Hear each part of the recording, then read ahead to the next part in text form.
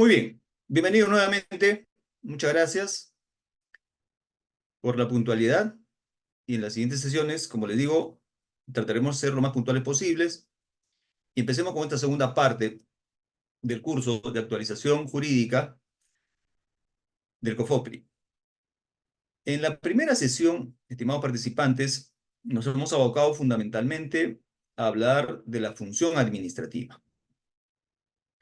Es importante recordarlo porque cada clase que viene es una siguiente secuencia y debemos tenerlo muy presente. No es aislado, ¿ya? Se irán dando cuenta de que todo lo que se viene hablando después está directamente vinculado, relacionado con los temas que vamos a tratar. Si por algún motivo alguien recién está participando en esta sesión, revisa los materiales, revisen los materiales para no tener problemas en el avance. O sea, todo va a tener relación, todo va a tener coherencia. Es como si estuviéramos armando un rompecabezas. Y al final, cuando lleguemos a la última sesión, se termina de poner las últimas fichas y va a estar armada el rompecabezas. Muy bien. Hablamos del Estado y hablamos de las funciones del poder y hablamos de la función administrativa, ¿no? Eh, lo que toca ahora es analizar, ver por dentro todo lo relativo a la función administrativa.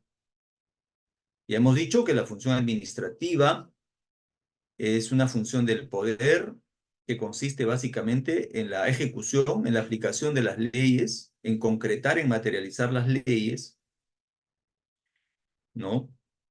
A través de la prestación de servicios públicos y otro tipo de servicios, pero es una actividad concreta, objetiva, ¿no? Palpable. Eh, por eso habíamos dicho que esta función administrativa, además, es transversal. No es propia de un poder del Estado, de un ministerio, de una municipalidad, es transversal.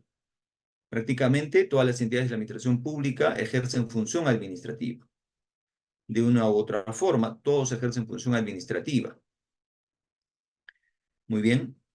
Ahora vamos a ver entonces cómo se materializa esta función administrativa, ¿no? No hay una sola forma. Así como cuando hablamos del poder y dijimos el poder es un elemento del Estado abstracto, ¿no? Pero se manifiesta de diversas formas o se manifiesta por lo menos en 4 formas que se llaman funciones del poder, ¿no? El poder, el elemento de poder se manifiesta a través de la función jurisdiccional, a través de la función legislativa, la función gubernativa política y la función administrativa. Muy bien, y hemos entendido cada una de ellas, ¿no? A través de incluso de ejercicios. Ahora vamos a abocarnos a entender la función administrativa. Dentro de la función administrativa vamos a ver también, hay diversas formas jurídicas cómo se traduce o materializa la función administrativa. No hay una sola. Una es el acto administrativo, pero son mucho más, ¿no? De eso se trata en esta sesión. Y bueno, empezaré igual preguntando, ¿no? Un poco sobre las diversas situaciones o actuaciones del Estado que pudieran haber. Ustedes han escuchado en las noticias, seguramente, al Estado actuando, por ejemplo, emitiendo sentencias, ¿no? En un caso. Habrán escuchado tal vez las noticias de la imposición de papeletas por un policía de tránsito. O habrán escuchado o leído la emisión de un decreto supremo por parte de un ministro. O la moción de censura a un ministro por el Congreso, ¿no? Eh, aquí tenemos algunos ejemplos concretos de cómo el Estado se va manifestando. Y obviamente detrás de todos estos supuestos está el ejercicio del poder. Eh, recordando nuestra clase anterior, diremos pues que la emisión de la sentencia por parte de un juez es el ejercicio de la función jurisdiccional, ¿sí o no? Tiene que ver con la administración de justicia. Esto es función jurídica, no es función administrativa. Ese rol, ese papel que está ejerciendo el juez. Y cuando hablamos de la imposición de papeletas, claramente estamos hablando de una función administrativa, que es lo que hemos visto en la clase pasada, ¿no? Cuando emite un decreto supremo, un ministro refrendado por el presidente de la República, suelen confundir con la función legislativa, pero no lo es. No lo es porque la función legislativa se refiere básicamente a la elaboración, aprobación de las normas con rango de ley, normas con rango de ley, ¿no? El decreto supremo es una norma reglamentaria, un reglamento por excelencia, ¿ya? Y emitir un reglamento, les adelanto, que también es parte de la función administrativa, ¿no? Esto es una función administrativa también. Y la moción o censura a un ministro, ustedes seguramente ya lo han identificado, tiene que ver con la función gubernativo-política, ¿no? Que la hace el Congreso, de acuerdo a la Constitución, de acuerdo a la ley, al reglamento del Congreso, y son funciones políticas y no tienen que ver con la función administrativa ni con el derecho administrativo. Muy bien. Teniendo en cuenta entonces que aquí tenemos dos funciones administrativas, les adelanto que no es lo mismo imponer papeletas que emitir un decreto supremo. O sea, cada uno tiene una connotación jurídica distinta. Cada uno es una institución distinta en el derecho administrativo, ¿ya? Imponer papeletas significa acto administrativo, ¿no? Emitir decretos supremos significa reglamento administrativo. Hemos encontrado, por ejemplo, acá dos formas jurídicas administrativas. Dos formas jurídicas, cómo se manifiesta, se materializa la función administrativa, que son distintas. Y cuando encuentren ustedes la normativa, la regulación, tienen tratos totalmente distintos, ¿no? De eso se trata entonces.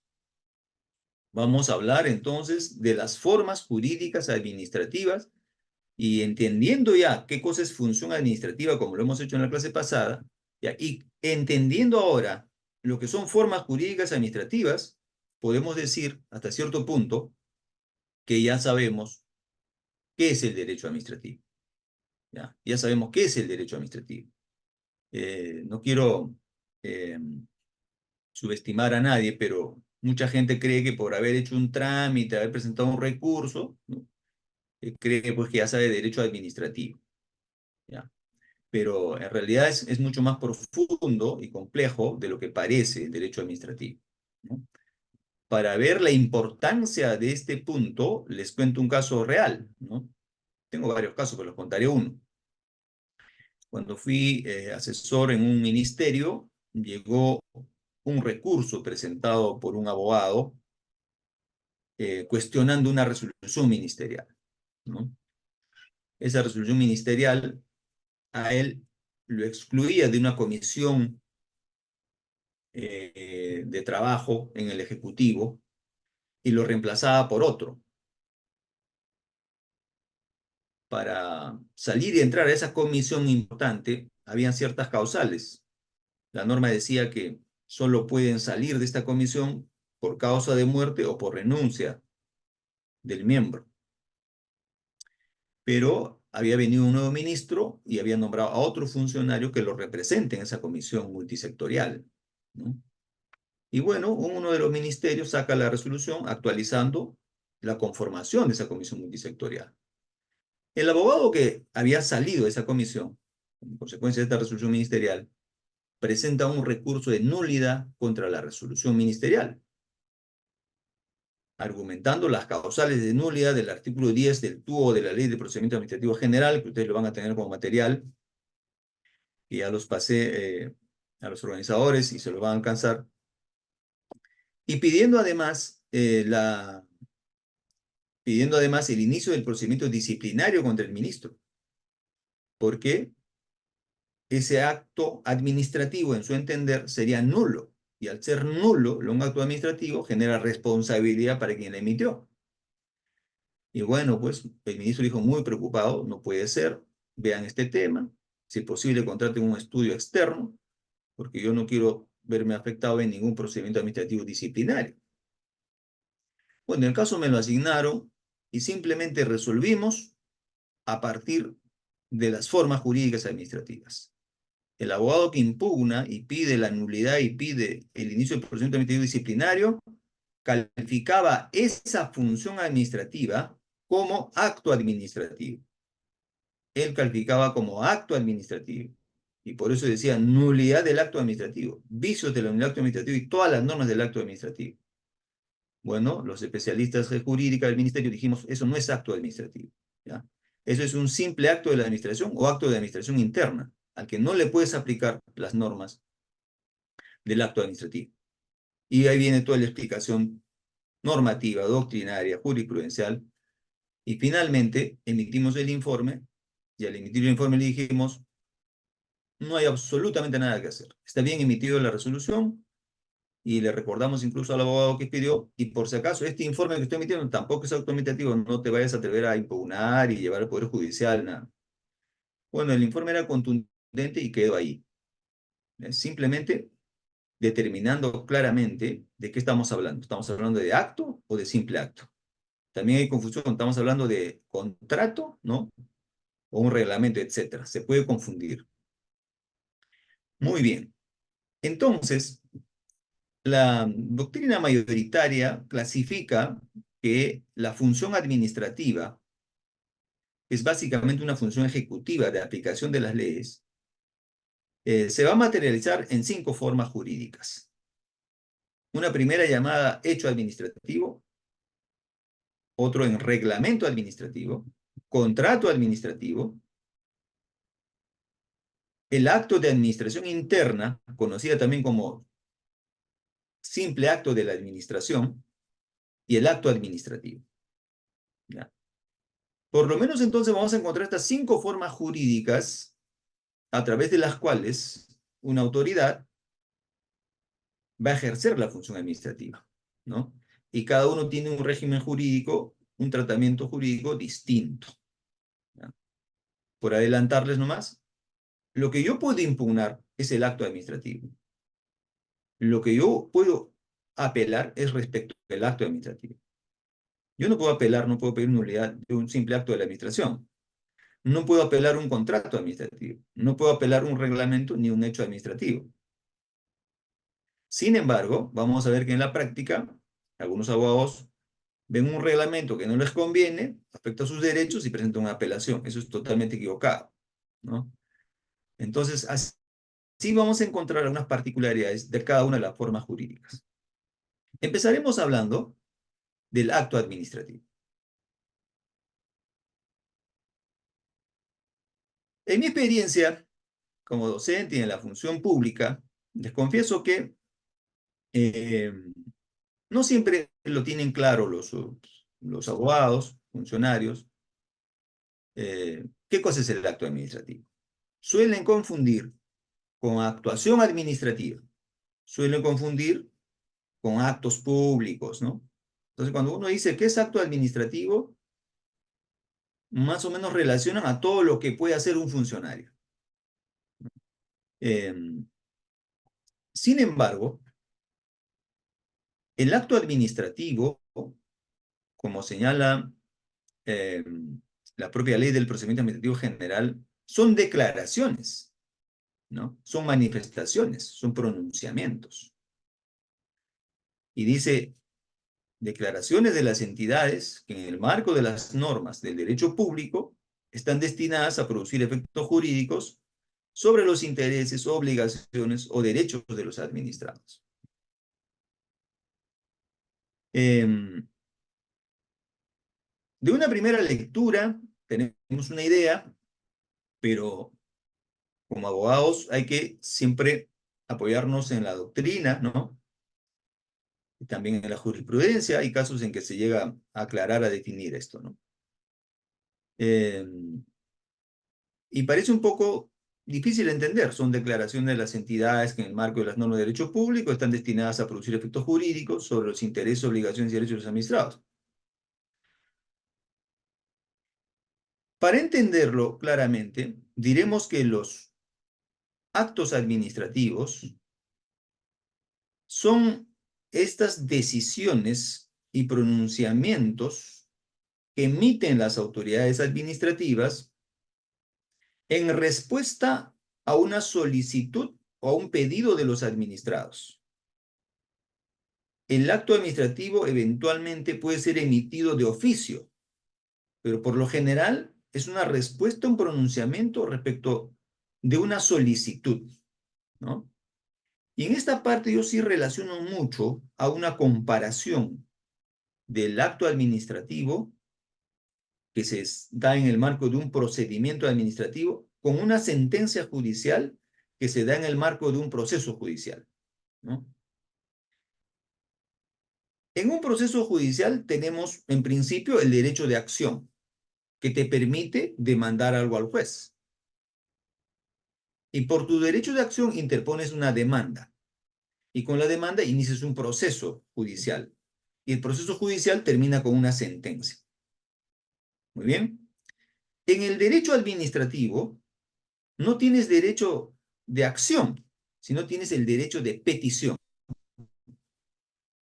Derecho constitucional. Entre varios derechos vas a encontrar en el artículo 2 de la Constitución derecho de petición.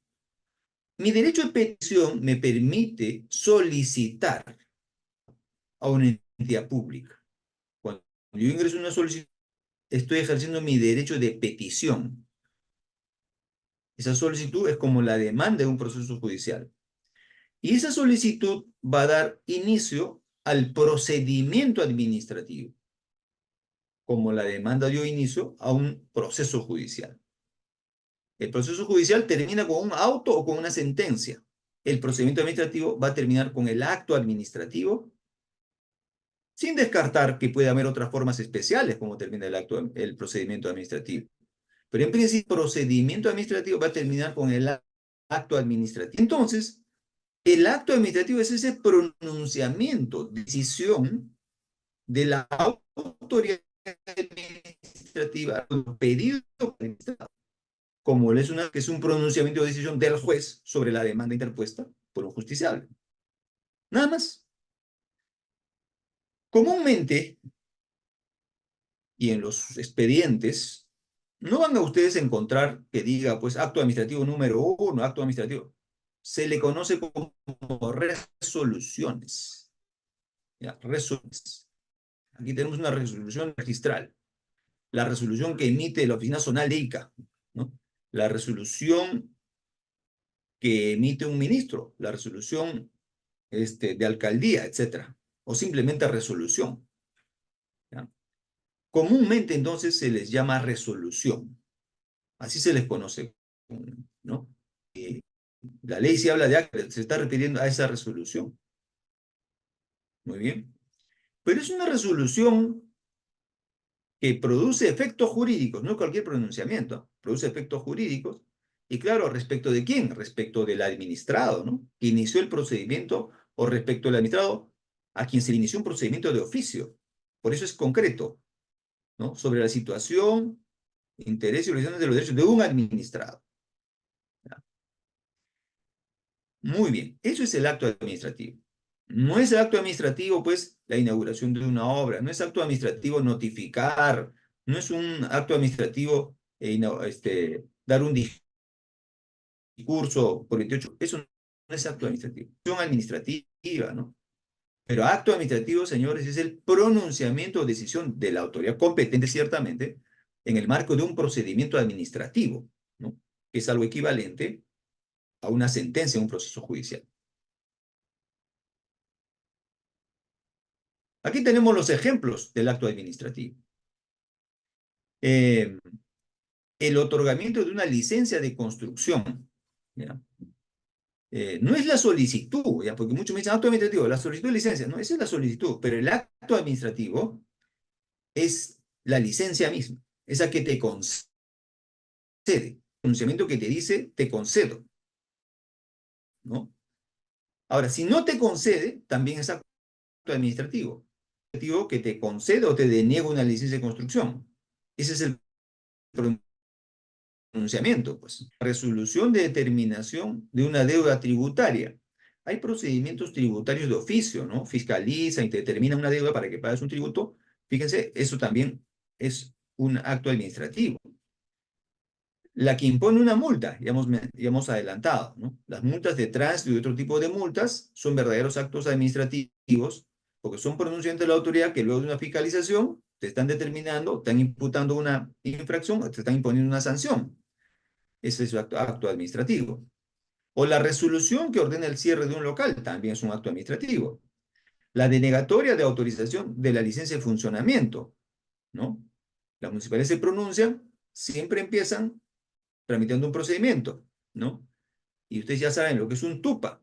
Antes de tramitar el procedimiento, todas las entidades deben tener aprobadas sus TUPAs y de acuerdo a ese TUPA, uno presenta con los requisitos que consigna, ¿no? Hasta que emita el acto administrativo. La resolución que declara insolvente una empresa. Bueno, en Indecopi existe un área que analiza pues la insolvencia o no, o la reestructuración de empresas, ¿no? Y en un momento dado puede declarar a una empresa insolvente, ese es un acto administrativo, ¿no? Una denuncia por infracción o que resuelve una denuncia por infracción al derecho de autor, ¿no? Piratería, denuncio. Entonces la autoridad investiga y dice si efectivamente hay infracción al derecho de autor. Ese es acto administrativo, ¿no? E incluso la inscripción del derecho de propiedad en los registros públicos, ¿no? Ustedes van a registros públicos y van a tramitar una inscripción, pero no siempre se inscribe. Les pueden observar y les pueden denegar. Y cuando les observan, impugnan, hasta el punto de que incluso puede resolver el tribunal registral. Justamente están impugnando porque es un acto administrativo, ¿no? Porque si no fuera acto administrativo no cabría impugnación.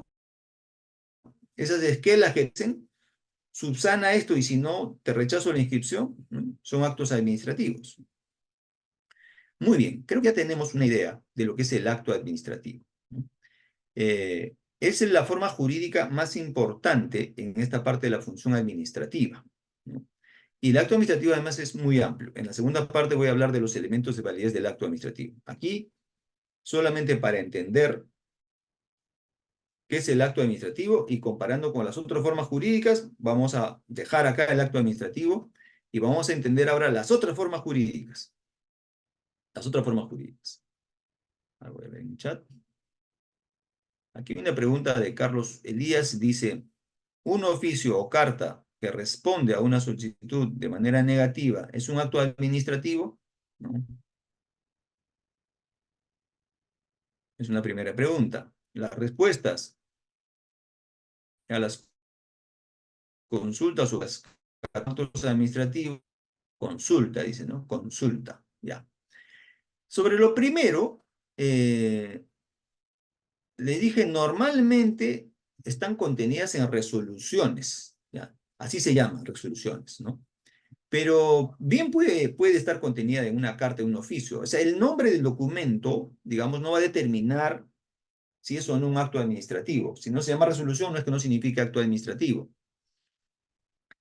Lo que hay que ver es el contenido, el contenido, ¿ya? Y hay un ejemplo claro. Cuando se recurre a las empresas prestadoras de servicios públicos, por ejemplo, por una sobrefacturación, ¿no? En el recibo, como ha ocurrido, por ejemplo, en la pandemia, entonces tú cuestionas el recibo del mes diciendo que se ha facturado 3 veces más de lo que comúnmente conoces, ¿no? Y cuando ante la empresa te va a responder con una carta. Y en la carta va a decir, hemos analizado tu pedido, hemos recibido, y te va a decir, no procede tu pedido, ¿ya? Entonces dice, ¿y acto administrativo o no es acto administrativo? A pesar de que es una carta, sí es un acto administrativo. ¿Por qué? Porque las normas, en ese caso, dicen, cuando tú no estás conforme, puedes apelar para que suba al órgano regulador. Entonces, esa carta sí contiene un pronunciamiento, una decisión, ¿ya?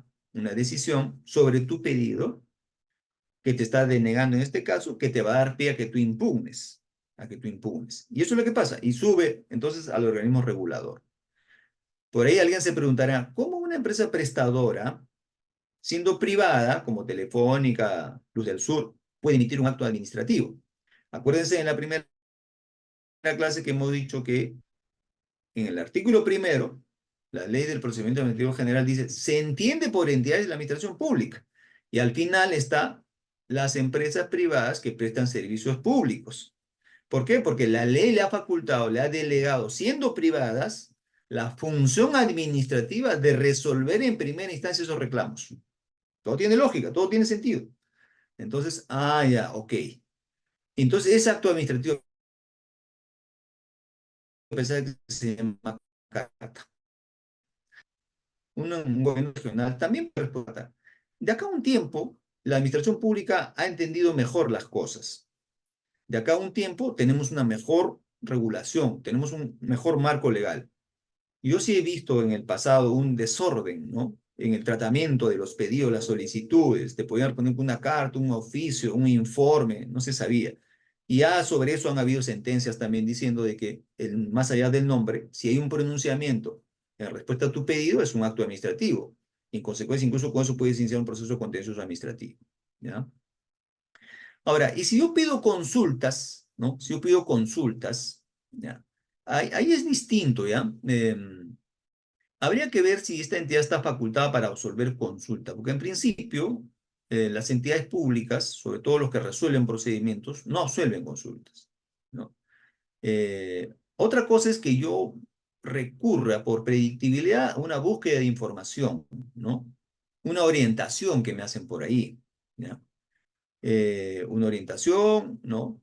Porque en principio las entidades no absuelven consultas, ¿ya? Para eso están los estudios de abogado, para eso están los abogados, ¿no? Imagínate yo preguntando a Indecopi, dime, ¿en estos casos gano o pierdo? ¿Qué dices Indecopi? Indecopi dice, oye, pero denuncia, pues cuando denuncias sabrás si ganas o pierdes, porque yo no puedo adelantar opinión, ¿ya?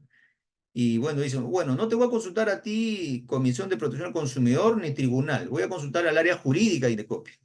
Y el área jurídica de Indecopi te dirá, oiga, pero mi función no es absolver consultas de privados, búscate pues tu estudio de abogados, ¿no? O búscate pues un estudiante de derecho, porque acá no se necesita abogados necesariamente para litigar. Entonces no lo van a hacer.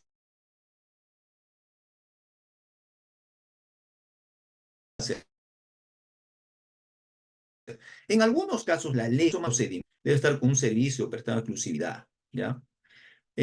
Como te digo, en general sí hay absoluciones de consultas, orientaciones, ¿no? Es un servicio ya para lograr más bien predictibilidad en el procedimiento administrativo. Es distinto, ¿no? Muy bien, eso es el acto administrativo. A ver, más o menos que hay otra pregunta más sobre este punto. Casi todo el procedimiento de formalización está a cargo de, se inician de oficio, muy bien. Muy bien. Por ahí alguien comentaba de que en el caso de COFOPRI, ciertamente hay procesos de formalización que se inician de oficio, ¿no? De oficio. Eh, Sin ser infracción, porque normalmente los procedimientos de oficio están vinculados a procedimientos sancionadores, ¿no?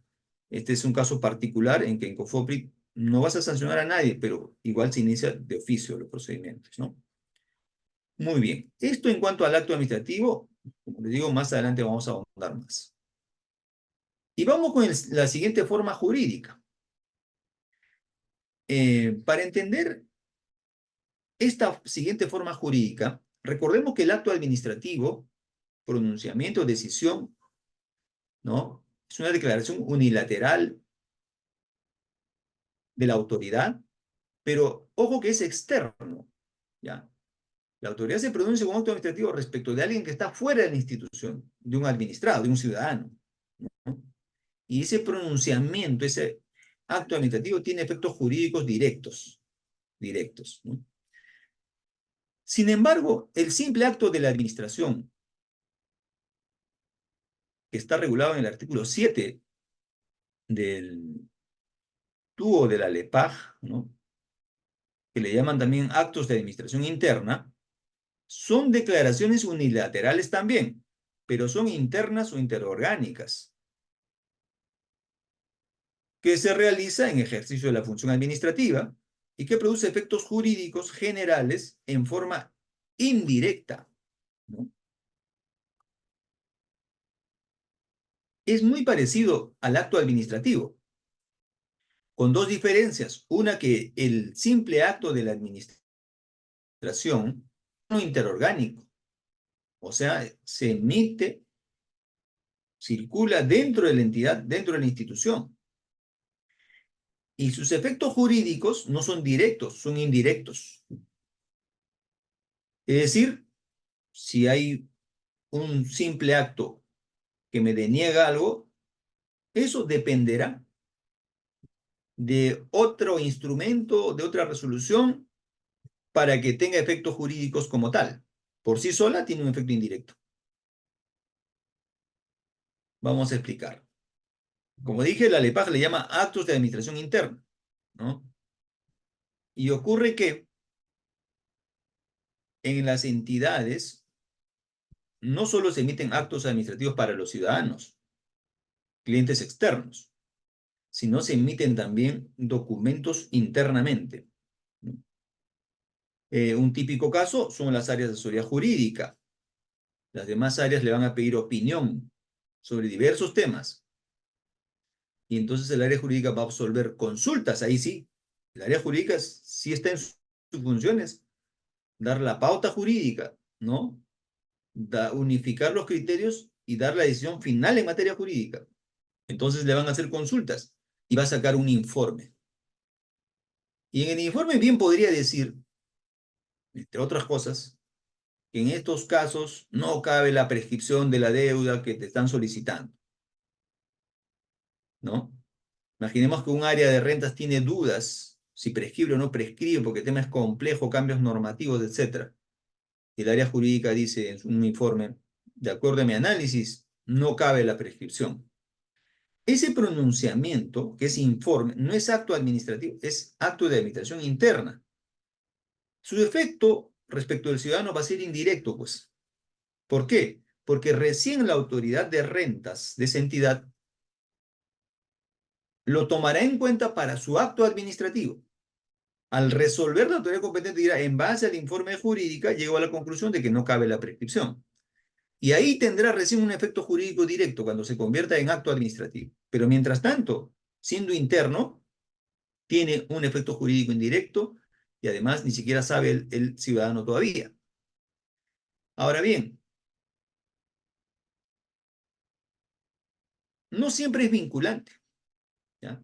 Efecto jurídico o no es vinculante. No siempre es vinculante, porque puede que el área competente diga, ¿sabes qué? No me conviene tomar este informe y lo dejo ahí nomás, ¿ya?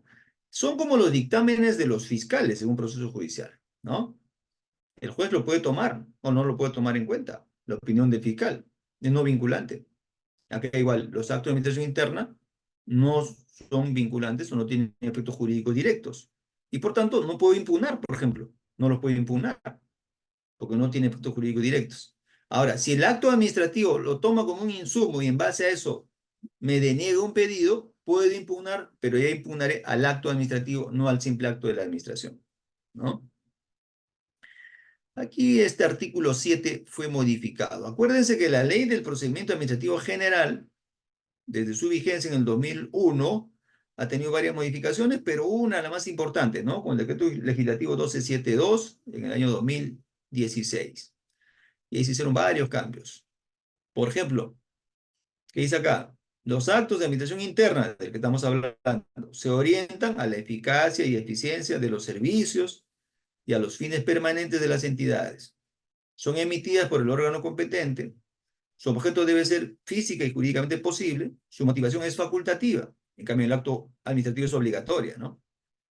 Cuando los superiores jerárquicos impartan las órdenes a sus subalternos en la forma legalmente prevista.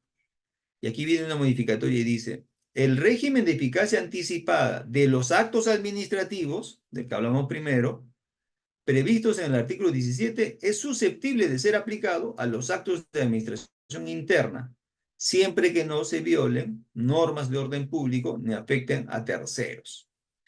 Esta es una demostración de que una cosa es acto administrativo, otra cosa es simple acto de administración o actos de administración interna, ¿no? Al acto administrativo le puedes dar eficacia anticipada. Es decir, hoy día se expide el acto administrativo, pero esto puede tener una eficacia una semana antes. Una semana antes. Entonces la gran pregunta era, oye, yo tengo un acto de administración interna, ¿le puedo dar eficacia anticipada? La ley no dice nada, ¿no? Pero el Ministerio de Justicia ya había sacado algunos pronunciamientos diciendo que sí podía utilizar los criterios del acto administrativo y darle también eficacia anticipada en tanto no violen normas de orden público y en tanto no afecte a terceros. Pero para evitar esa duda y esa falta de regulación normativa, se modifica el artículo 7 entonces, refería a los actos de administración interna y se dice claramente, el régimen de eficacia anticipada de los actos administrativos es susceptible de ser aplicado a los actos de administración interna, expresamente, ¿no? Entonces, ahora ya no hay duda de que también pueden haber actos de administración interna con eficacia anticipada, ¿no? Pero acuérdense que estos actos de administración interna son internos e interorgánicos, ¿no? Por ejemplo, la designación, promoción de funcionarios, ¿no? Desígnese a tal, desígnese a tal. Entonces tú puedes poner con eficacia, pues no de ahora, con eficacia desde ayer, ¿no? Se designa, pero su designación es desde ayer, anteayer de la semana pasada, ¿ya? A eso se refiere, ¿no? Pero son instituciones distintas, ¿no? Como veamos aquí algunos ejemplos.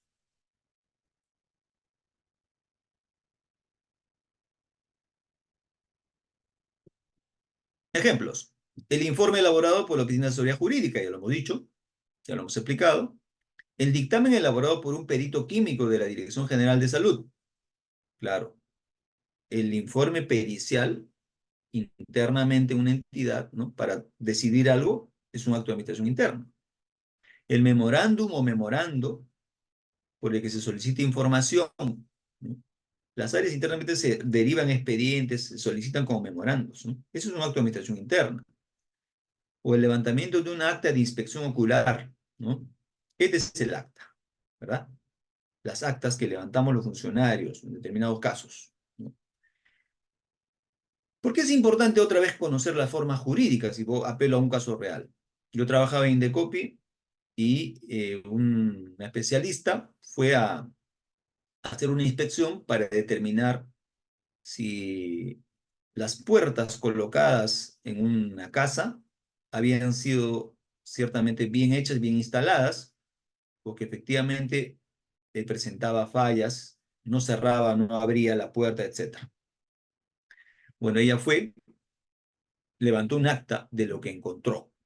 Dijo, ¿no? La puerta es de madera tal, no está instalada así, no abre, sí abre, ¿no? Etcétera, etcétera. Un detalle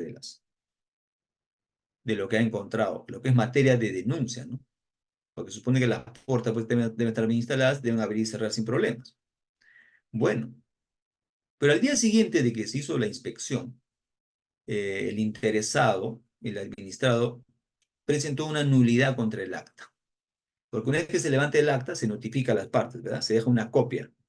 Se deja una copia al interesado y otra copia a la otra parte y una copia que se quede en el expediente. Había revisado bien y el señor dice, aquí hay un error, te has equivocado de puerta, ¿ya? Y no es la puerta correcta, es otra puerta la que has señalado. Y también hay varios errores en las características y los tamaños. Tú dices, mide tanto, no, esto mide tanto. Entonces, aceptemos que el acta tiene una serie de errores. Y pidió la nulidad del acta, ¿no? Tenía razón que no, el acta no ha recogido lo que debía recoger.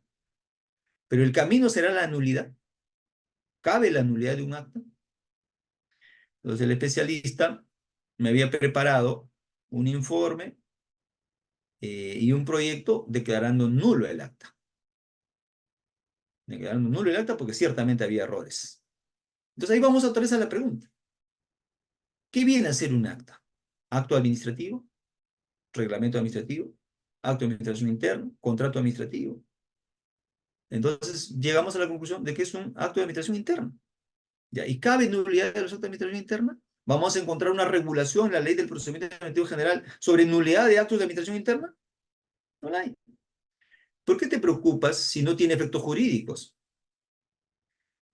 Ah, él tiene miedo de que en base a esta acta no le demos la razón en el procedimiento. Ah, ya, entonces si no le damos la razón, eso se va a traducir en el acto administrativo. Y la que puede pedir nulidad es del acto administrativo. Porque esto no tiene efectos jurídicos, todavía. Entonces dejamos todo ahí. Pero ahora va mi pregunta a ustedes. El acta tiene una serie de errores. y tu jefe acaba de decir de que no cabe nulidad. ¿Qué hacemos entonces con el acta? ¿Qué hacemos con el acta? ¿Quién me dice? ¿Lo dejamos ahí? ¿Pero cómo se corrige ese acta, en otras palabras? ¿No? Pues sí está admitiendo que tiene errores. Y usted está a cargo de ese expediente. ¿Qué hacemos con el acta? ¿Quién se anima? Voy a leer el chat. ¿Qué hacemos con el acta?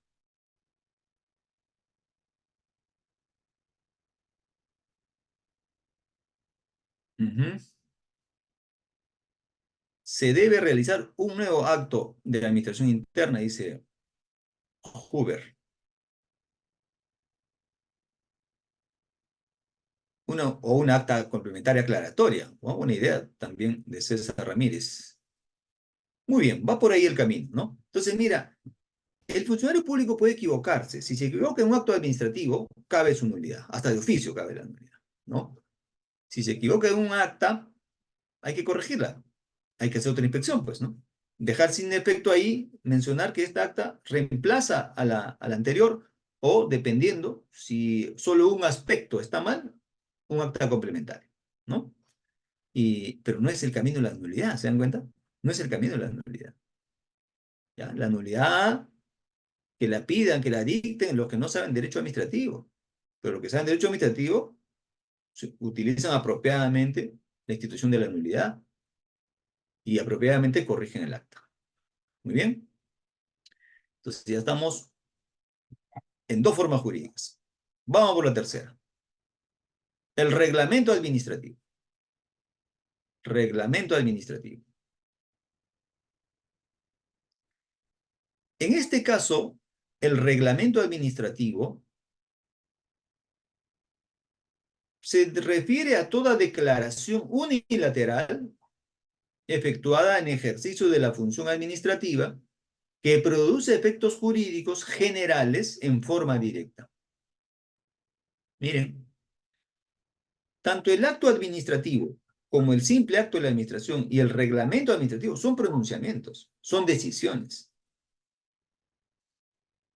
Pero en este caso del reglamento administrativo, tiene efectos jurídicos generales y directas, ¿no? Tiene efectos jurídicos generales. En cambio, el acto administrativo que estudiamos en primer lugar, tiene efectos jurídicos particulares, concretos, respecto de quien está comprendido en el procedimiento. Nadie más, ¿no? No tiene efectos jurídicos generales. En cambio, el reglamento administrativo tiene efectos jurídicos generales, ¿no? Ya como podrán imaginar, el decreto supremo que mencioné hace un rato es una norma reglamentaria, tiene efectos jurídicos generales, ¿no? Pero ojo que el reglamento administrativo es distinta y está por debajo de las normas con rango de ley, ¿ya? Está por debajo de la norma con rango de ley. Ahora, comúnmente se llaman decretos supremos, decreto de alcaldía, puede llamarse también resolución suprema, puede llamarse también circulares, puede llamarse diferentes formas. Lo esencial para considerar si estamos o no frente a un reglamento son sus efectos. ¿Qué dice esta circular? ¿Qué dice estos lineamientos? ¿Qué dice esta? Incluso puede llamarse resolución. La cosa es qué dice, de qué trata. Si sus efectos son generales, serán reglamentos. Si sus efectos son concretos, llamándose resolución, serán actos administrativos. Pero el reglamento administrativo, distinta de las normas con rango de ley, o sea, no puede ser reglamento ni decreto legislativo, ni ley ordinaria, ni ley orgánica, ni decreto de urgencia, ni decreto ley, ni reglamento de comercio. Eso no es reglamento administrativo. Eso son leyes o normas con rango de ley. Están fuera de la función administrativa, como ya lo hemos dicho en la clase pasada. Aquí estamos en el ámbito del derecho administrativo y vamos a hablar de normas de menor rango que la ley con efectos generales, ¿no? Y aquí en el ejemplo puse decreto supremo 075-2020 PCM, decreto que prorroga el estado de emergencia nacional por las graves circunstancias que afectan la vida de la nación a consecuencia del COVID-19. Y ahí tenemos un reglamento. ¿Por qué tiene efectos generales? A quién está dirigida? A todos los peruanos, a todos los ciudadanos del Perú. En cambio, un acto administrativo va a decir, declárese fundada o infundada la solicitud presentada por Juan Pérez o Perico de los Palotes, personajes conocidos en el mundo del derecho, ¿no? Pero es eso, concreto. Pero aquí no. Por eso, señores, sabemos que no puede haber ley o reglamento con nombre propio. Eso está prohibido, proscrito por la Constitución. ¿Sí o no? Y si hubiera ley o decreto con nombre propio, o sería inconstitucional o sería ilegal. En cambio, el acto administrativo, más bien diremos, tiene nombre propio. No puede haber un acto administrativo sin nombre propio. ¿Ya? Pero como toda regla tiene excepción, acuérdense también, hay determinados casos en que la ley o el reglamento puede tener nombre propio, pero eso es excepcional y la norma apela pues a la naturaleza de las cosas, ¿no? O sea, pueden haber cosas únicas en el mundo. Y bueno, yo quiero regular algo sobre eso, no va a encontrar más, ¿no? Por ejemplo, si yo quiero regular algo sobre los papas en el mundo, vamos a encontrar un papa, entonces no, ley con nombre propio. Así son la naturaleza de las cosas, pues, ¿no? Y otras cosas que vamos a encontrar. Pero esas son, digamos, la excepción. Pero en principio no puede haber ley ni reglamento con nombre propio. Siempre tendrán efectos generales. Generales. Aquí van los ejemplos. Bueno, los ejemplos aquí abundan, pues, ¿no? Abundan los ejemplos, ¿no?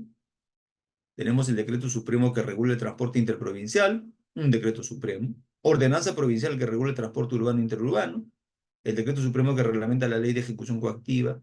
El decreto supremo que reglamenta la ley de contrataciones del Estado. La resolución administrativa del Poder Judicial que aprueba el cuadro de término de la distancia. La circular de aduanas que da directiva de notificaciones. Podría tener diferentes nombres la cosa que tiene efectos generales. Y así un sinnúmero de normas reglamentarias, ¿ya?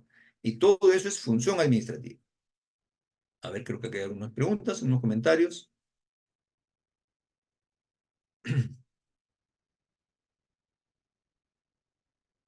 Un acta aclaratoria, una aclaración de oficio, ya.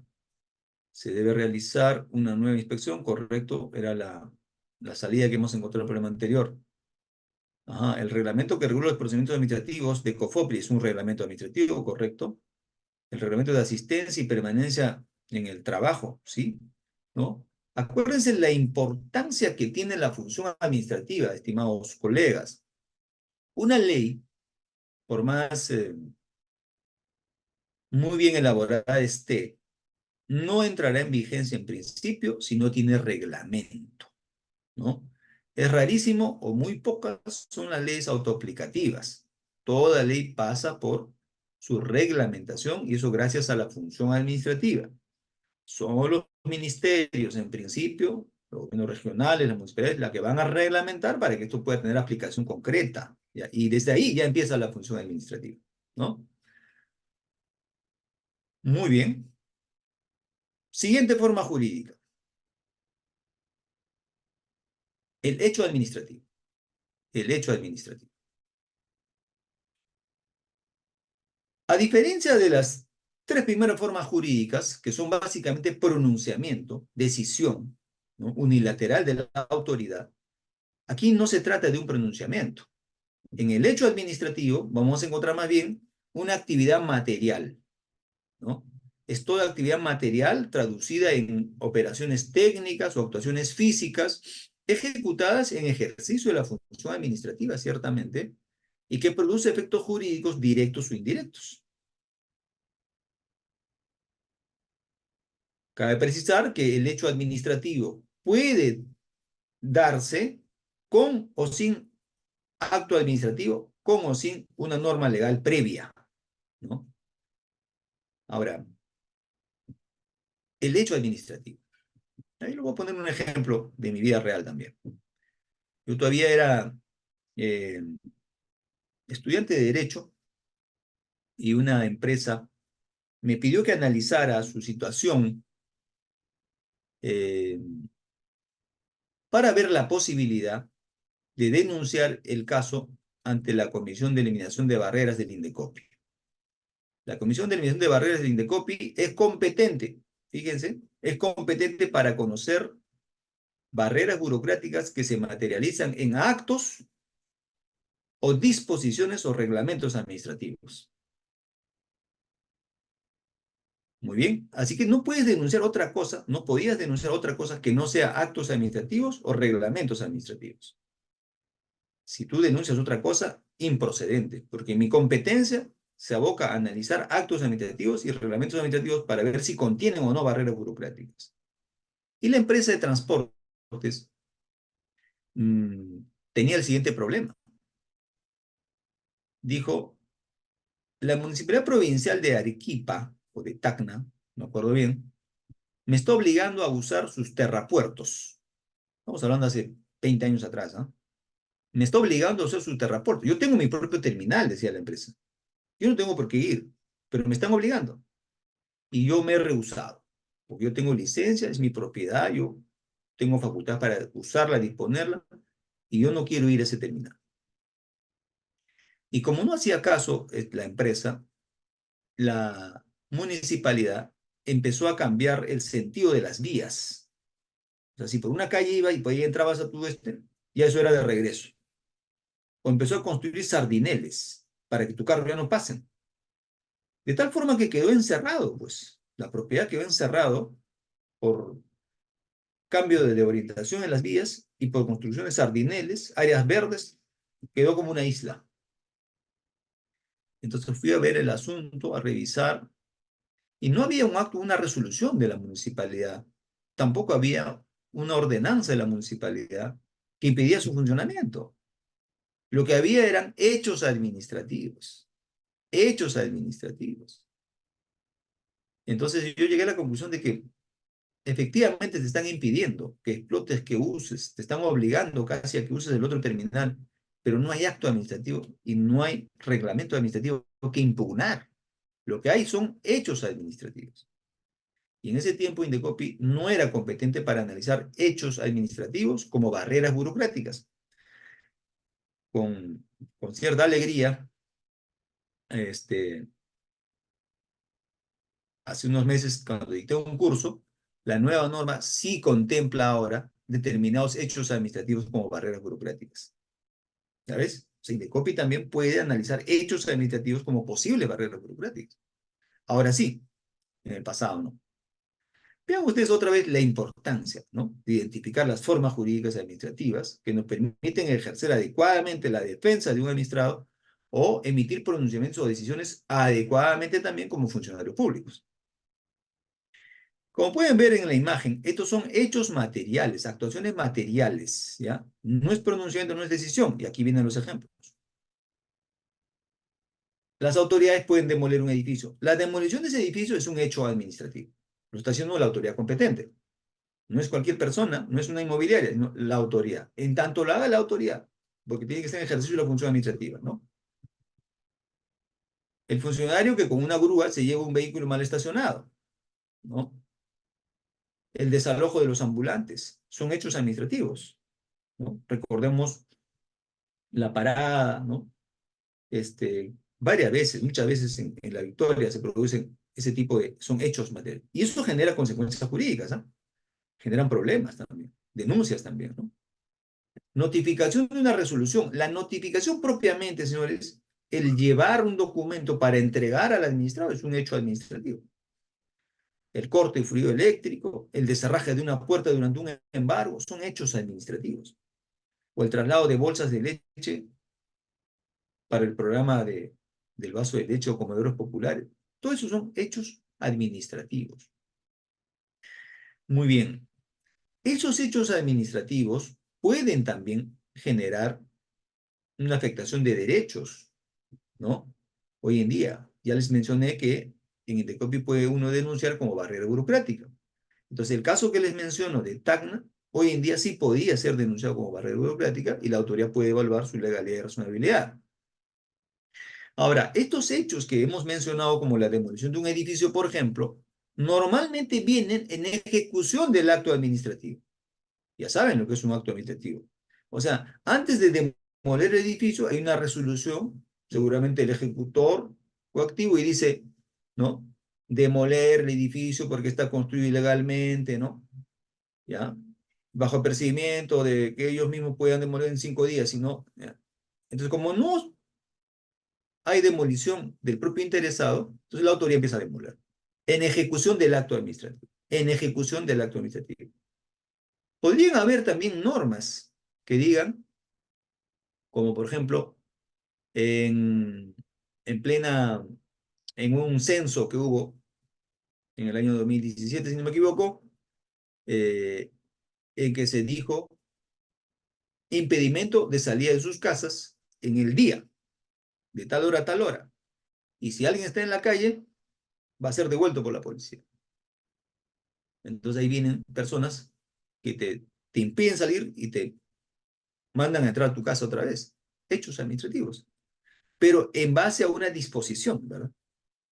Entonces, normalmente los hechos administrativos suceden a los actos administrativos que disponen algo, pero también hay hechos administrativos totalmente arbitrarios. Puede haber una demolición de una pared de una casa sin acto administrativo previo, sin norma previa.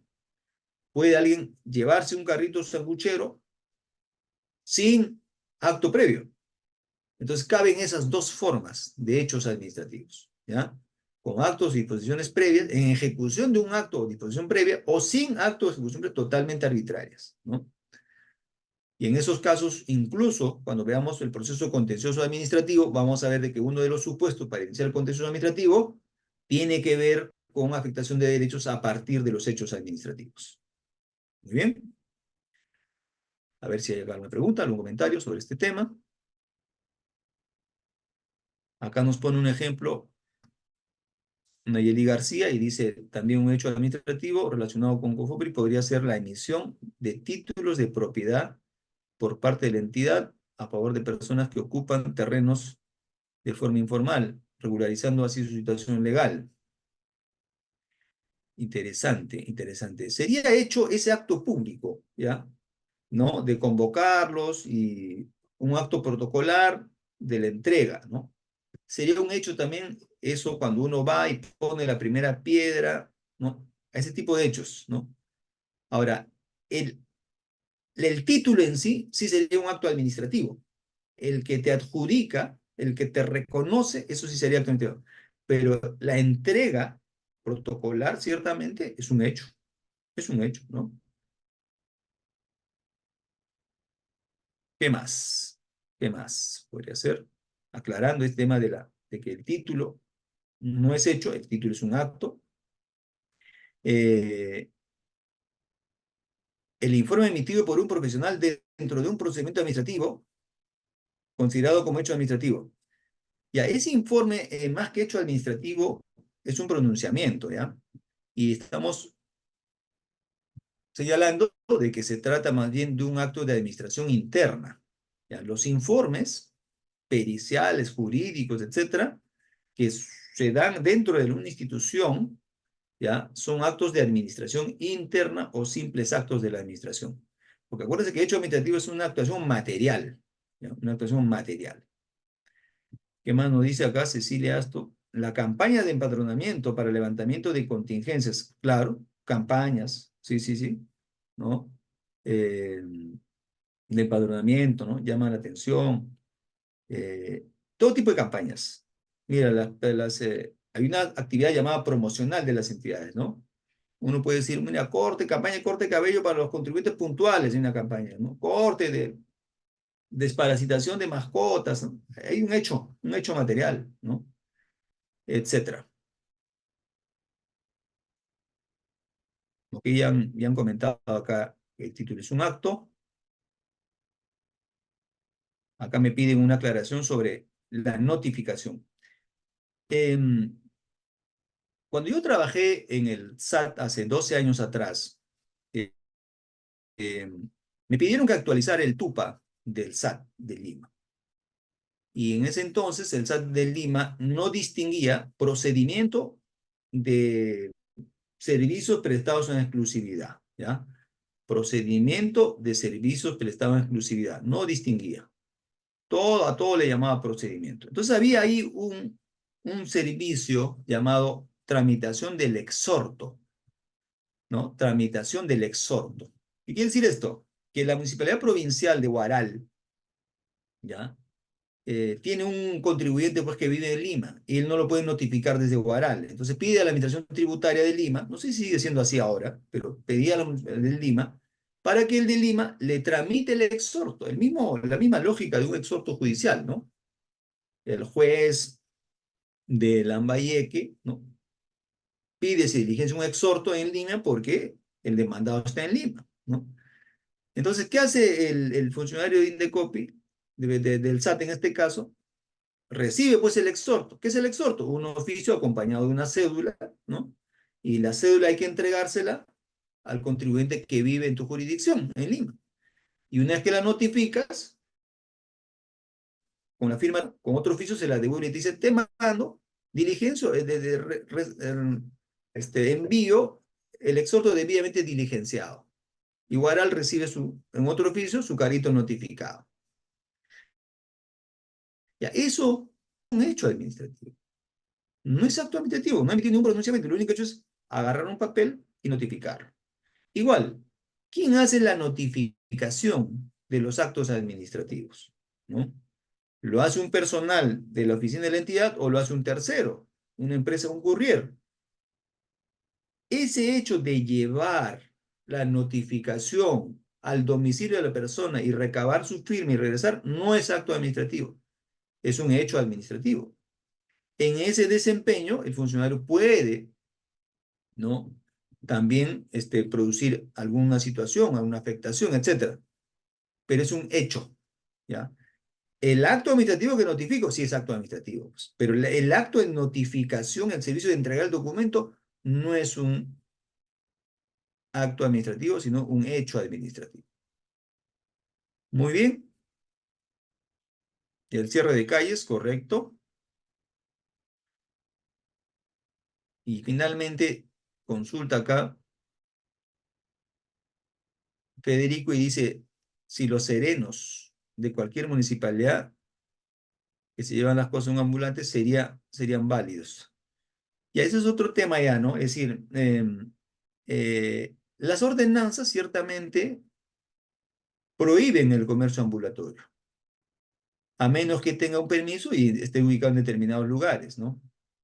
Entonces, si prohíbe y no está permitido y vemos el comercio ambulatorio, estaría cumpliendo o una ordenanza o un acto administrativo concretamente, ¿no? En el caso de alguna persona que le haya notificado y haya dicho, tú estás mal ubicado, tú eres informal y tienes que retirarte, ¿no?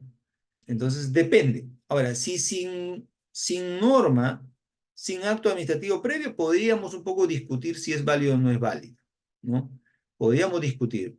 Obviamente las autoridades requieren un respaldo, ¿no? El que va a ejecutar este funcionario requiere un respaldo, ¿ya? Requiere un mandato en un acto administrativo, una resolución o en una norma para poder actuar, ¿no? Entonces habría que ver, por lo menos en los ambulantes que tenemos aquí, y sé que las calles son rígidas, están prohibidas, no habría problema. Pero si vamos en provincia, donde en realidad no es un problema el comercio ambulatorio, podríamos discutir si son válidos o no son válidos. Pasemos la siguiente forma jurídica, y creo que es la última. El contrato administrativo. También el contrato administrativo, frente a las demás formas jurídicas, tiene ciertas particularidades. En los primeros casos hemos dicho que se trata de declaraciones unilaterales, ¿verdad? Unilateralmente la autoridad se pronuncia y emite el acto administrativo. Unilateralmente la autoridad emite un informe y está produciendo un acto de administración interna. Un funcionario emite un reglamento unilateralmente. No se pone de acuerdo con los interesados o con los destinatarios de la norma o del acto. Es unilateral, ¿verdad? Los hechos también son manifestaciones unilaterales.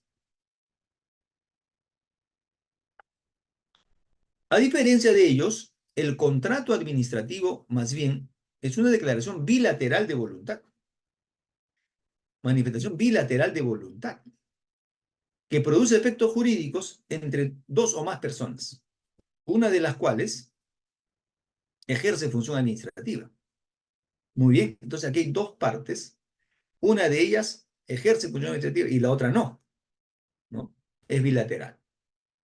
En otras palabras, se trata de contratos que celebran una entidad pública, una autoridad, con un privado, ¿no? Tiene una característica este contrato administrativo. No es como el contrato civil, donde hay igualdad de las partes, ¿no? Sino aquí hay una suerte de mayor privilegio, mejor posición de la entidad pública. Y a eso la doctrina le llama la cláusula exorbitante, por la cual el Estado unilateralmente puede modificar, puede resolver, puede finiquitar el contrato, si así lo demanda el interés público, el interés general, ¿no? Muy bien, es así. Unilateralmente lo puede, ¿ya?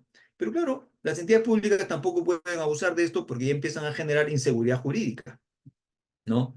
No pueden abusar. El Estado necesita ser predecible también, ¿no? Eh, y como veremos en los ejemplos de contrato administrativo, vamos a ver que el Estado siempre tiene una mejor posición.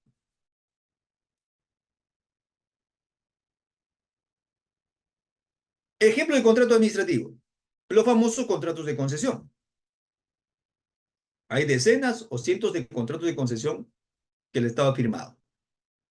Piensen en el contrato de concesión para construir el aeropuerto de Chincheros. Ya sabemos que luego de unas adendas y modificaciones, finalmente el Estado ha dicho, caduco el contrato, unilateralmente, ¿ya? Porque también puede terminar por mutuo acuerdo, pero ha dicho no, unilateralmente. Y es más, revisan el contrato de concesión y ahí dice que unilateralmente el Estado puede poner fin al procedimiento si que considera que no es rentable socialmente o favorece los intereses del país. Y vean ustedes entonces si lo puede hacer. Claro, eso tiene consecuencias, hay que reconocer las inversiones, sí. Entonces, la puede hacer. Contratos de concesión entonces son contratos administrativos, ¿no? El contrato de construcción de una obra pública, los contratos de obra bajo la ley de contrataciones, son contratos administrativos. Y así como todos los demás contratos que tengan que ver con adquisición de bienes y servicios, ¿ya? Entonces, la ley de contrataciones es un claro ejemplo de un régimen jurídico alrededor de los contratos administrativos. La finalidad de toda esta licitación, concurso público, adjudicación simplificada, todo eso, no es emitir un acto administrativo, finalmente es celebrar un contrato administrativo. Y en base a ese contrato, lo que el Estado va a tener son obras, ejecutar obras, adquirir bienes o adquirir servicios. Y esos son contratos administrativos. Vean ustedes, es distinto. Es distinto a un contrato de arrendamiento que puede hacer una entidad pública con un particular. En esos casos, los dos están ejerciendo derechos en base al Código Civil. No hay una función administrativa de un lado, acá no. Aquí en el contrato administrativo uno ejerce función administrativa y la otra es privada. ¿Ya? Muy bien, señores. Vamos de frente a los ejercicios y aquí me dicen también por el chat a qué forma jurídica administrativa se refieren los siguientes supuestos. ¿Ya?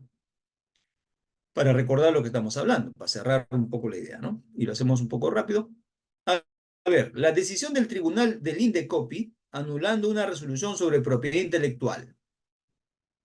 ¿De qué forma jurídica estamos hablando? Resolución del tribunal de INDECOPI.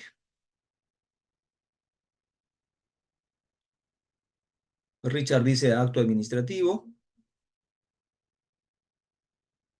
Julio Salazar también.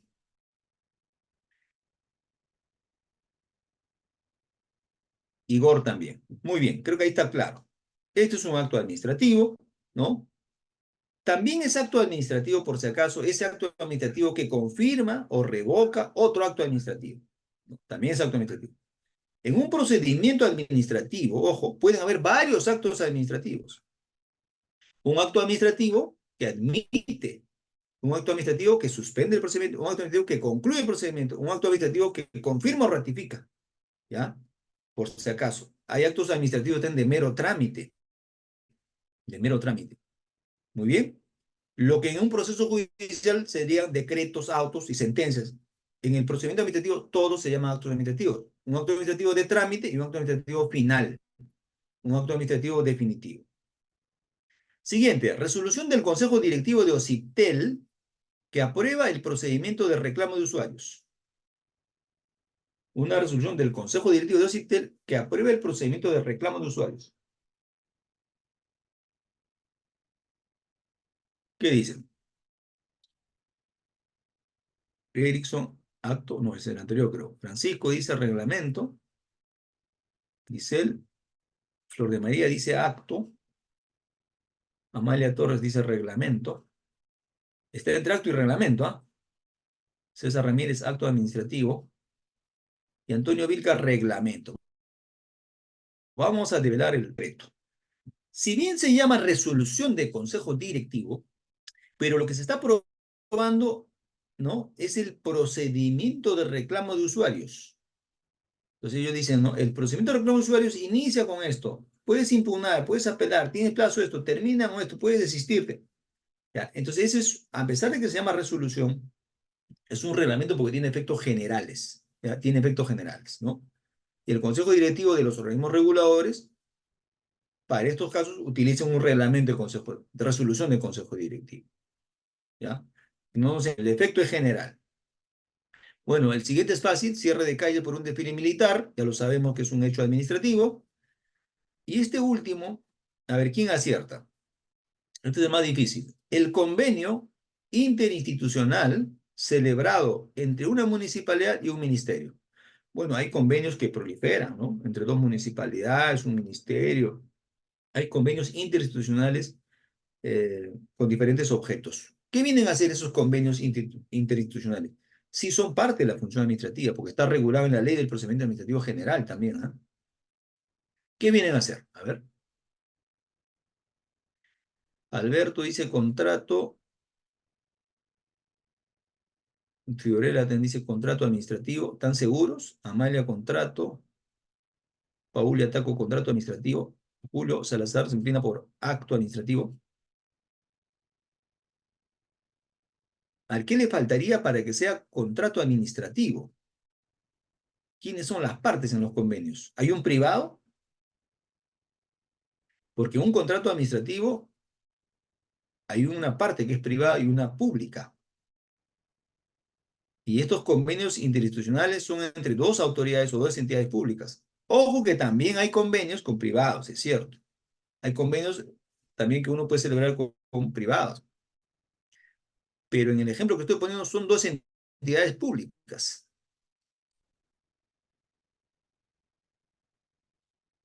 Sonia acto, Nayeli acto, Sheila, claro, falta que uno sea privado, dice.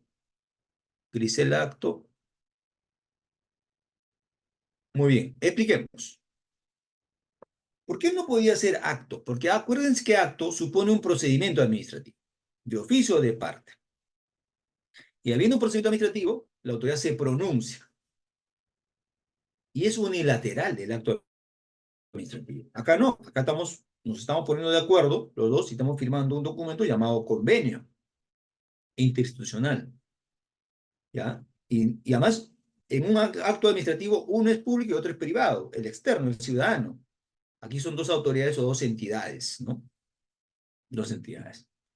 ¿Y qué le falta para que sea contrato administrativo? Porque están poniendo de acuerdo. Bien se llama convenio, en el fondo podría ser un contrato. Pero por la definición que hemos dado, en el contrato administrativo, uno es un privado. En la concesión, Conturhuasi y consorcio es privado.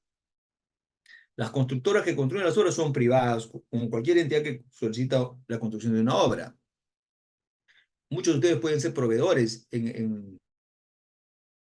bajo la norma de contrataciones, prestan servicios, hacen consultorías, son privados. ¿Ya? Entonces, tampoco encaja en lo que es un contrato administrativo. Algunos me han dicho, puede ser un acto de administración interna, entendiendo interno interorgánico dentro del Estado. Puede ser dentro del Estado, ¿no?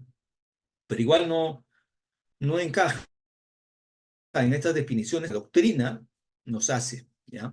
Sobre esto he preguntado a algunos colegas y un poco la cátedra considera a los convenios interinstitucionales como una nueva forma jurídica que no encaja ni en acto administrativo, ni en acto de administración interna, ni reglamento administrativo, ni hecho administrativo, ni contrato administrativo.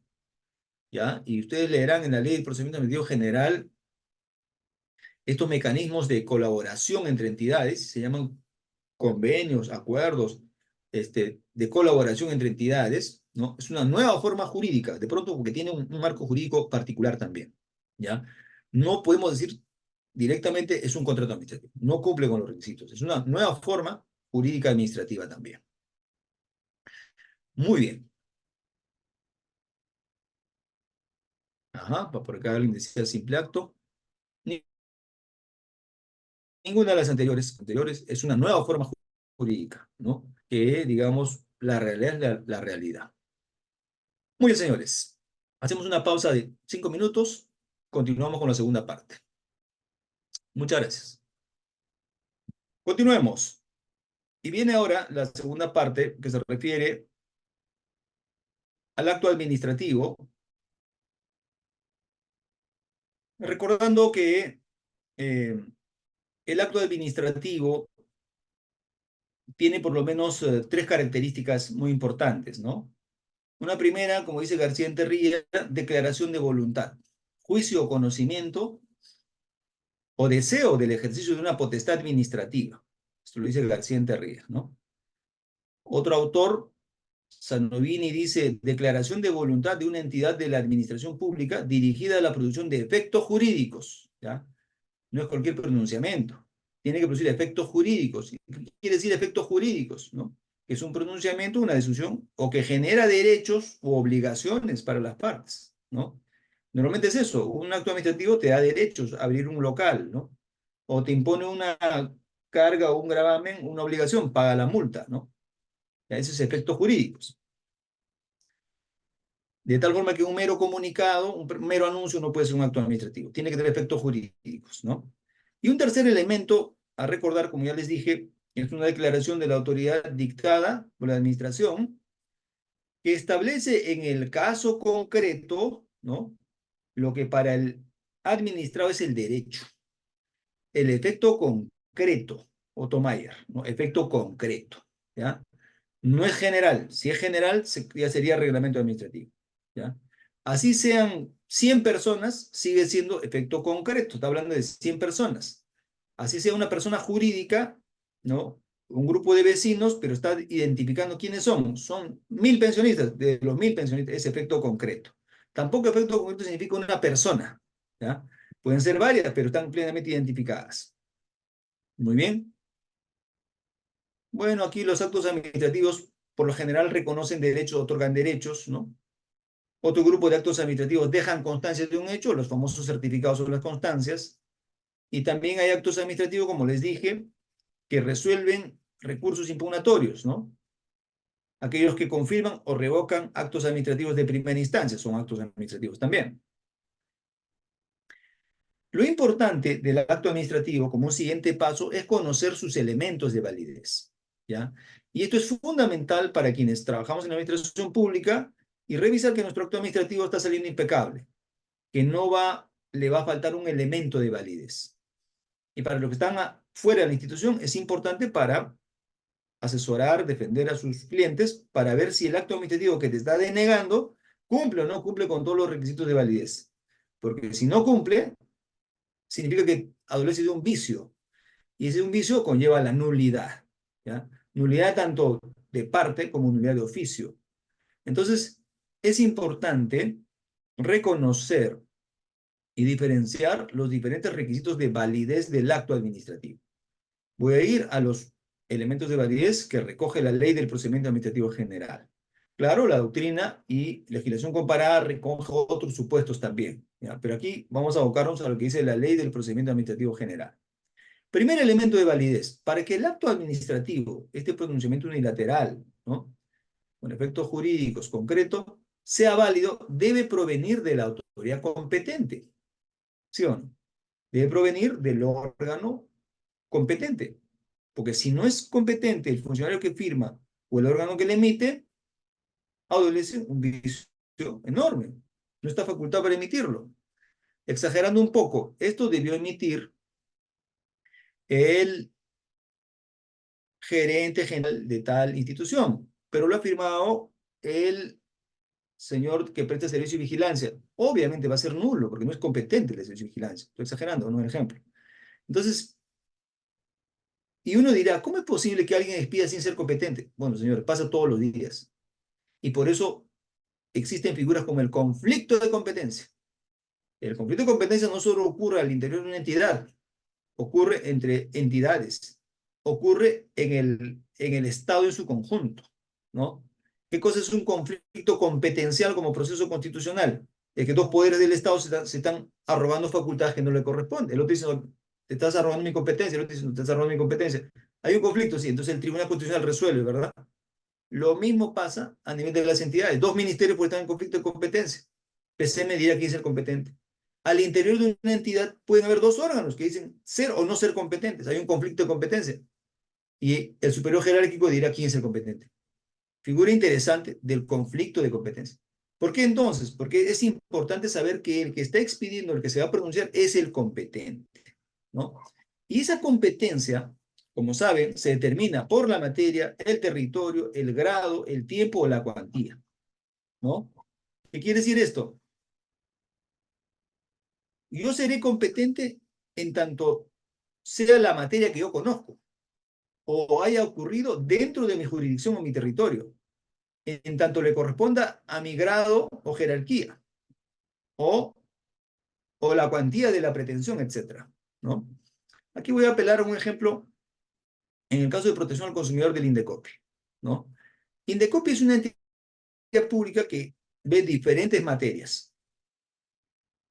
Para ver protección al consumidor serán los órganos o el tribunal en materia de protección al consumidor, no el de autor, no el de marcas, claramente, ¿verdad? Por la materia, listo. Es competente, es el funcionario competente en consumidor, en cuanto a la materia, y así van a haber diversas materias. Como en los procesos judiciales, una materia es penal, otro es civil, otro es laboral, ¿no? Entonces, por materias va diciendo quiénes son los competentes. Territorio. Indecopi tiene una sede principal en San Borja, en Lima, pero también tiene en Lima Norte y también tiene a nivel nacional. Entonces, frente a un caso, va a ser competente la oficina o la sede de Indecopi en Cusco, no el de Lima. ¿Por qué? Por el territorio. Porque ahí vive el denunciado o porque ahí ocurrió los hechos. ¿Se dan cuenta? Igual acá hay que tener en cuenta quién es el competente en función al territorio, ¿no? Grado. En materia de protección del consumidor hay un órgano resolutivo, hay varios órganos resolutivos, y ahí está la Comisión de Protección del Consumidor. Entonces, en algunos casos, las denuncias se inician en el órgano resolutivo cuando son simples, sencillos, o otros que son complejos como discriminación, empiezan de frente en la comisión arriba. Es como cuando en el proceso judicial hay procesos que inician del juez especializado, otros empiezan de frente en la Corte Superior, grado, ¿no? O la cuantía también. Tiempo no hay casi, no hay turnos en los procedimientos administrativos. Yo no conozco un caso en que haya turnos, ¿ya? A mí me toca ahora, a ti, no. En el proceso judicial sí hay turno, tiempo, pero sí hay cuantía. En el mismo caso de Indecopi, este, las denuncias con una cuantía menores a 3 UITs la conoce el órgano resolutivo. Si sobrepasa esas 3 UITs, lo conoce la Comisión de Protección al Consumidor. Cuantía, ¿ves? Entonces hay varios criterios para determinar quién es el competente.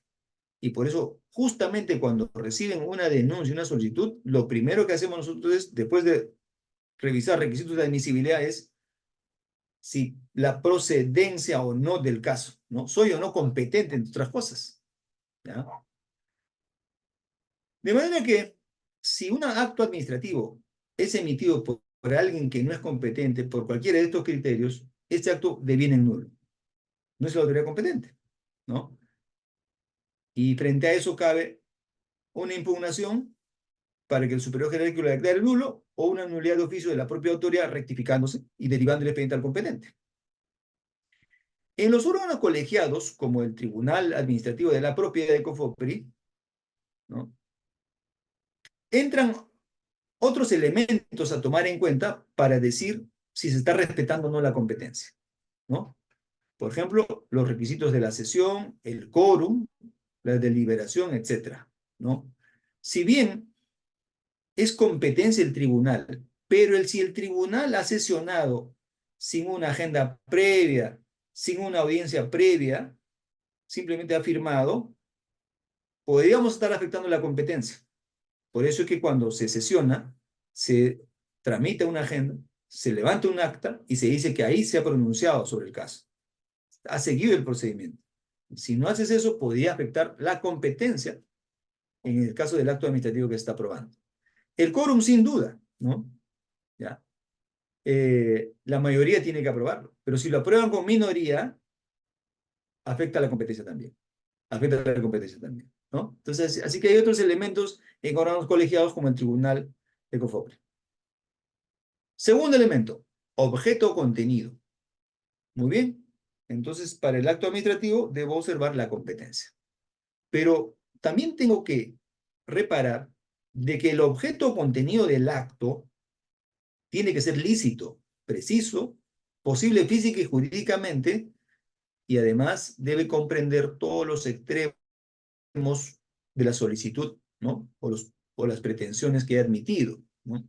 Sobre todo, tengo que asegurarme de que el acto administrativo es lícito, es decir, está de acuerdo a la ley, es preciso y no es genérico, confuso, ¿no? Y lo que estoy ordenando tiene que ser no solamente física, sino jurídicamente posible también. Si yo ordeno algo que no es posible física y jurídicamente, no puedo ejecutar, es nulo el acto, ¿no? Y debe pronunciarse sobre todos los extremos. Esto es lo que se refiere a los pronunciamientos infrapetita o ultrapetita, ¿no? Yo me tengo que pronunciar de lo que me piden. Si me pronuncio menos de lo que he admitido, infrapetita. Si agrego 2 puntos más de oficio, extrapetita. No, tú tienes que pronunciarte sobre lo que te están pidiendo y lo que tú admitiste, ¿ya? Hay algunos mecanismos para agregar, ¿no? Pero mientras no haya eso, puede venir en nulo. Ejemplos. A ver, actos ilegales o inconstitucionales. Claro, mis actos administrativos no pueden contravenir a la Constitución ni a la norma con rango de ley. Si fuera así, ya está teniendo un problema en el contenido porque contravienen el marco legal y constitucional. Respetando el marco legal, yo no podría, por ejemplo, autorizar pescar truchas en el mar peruano.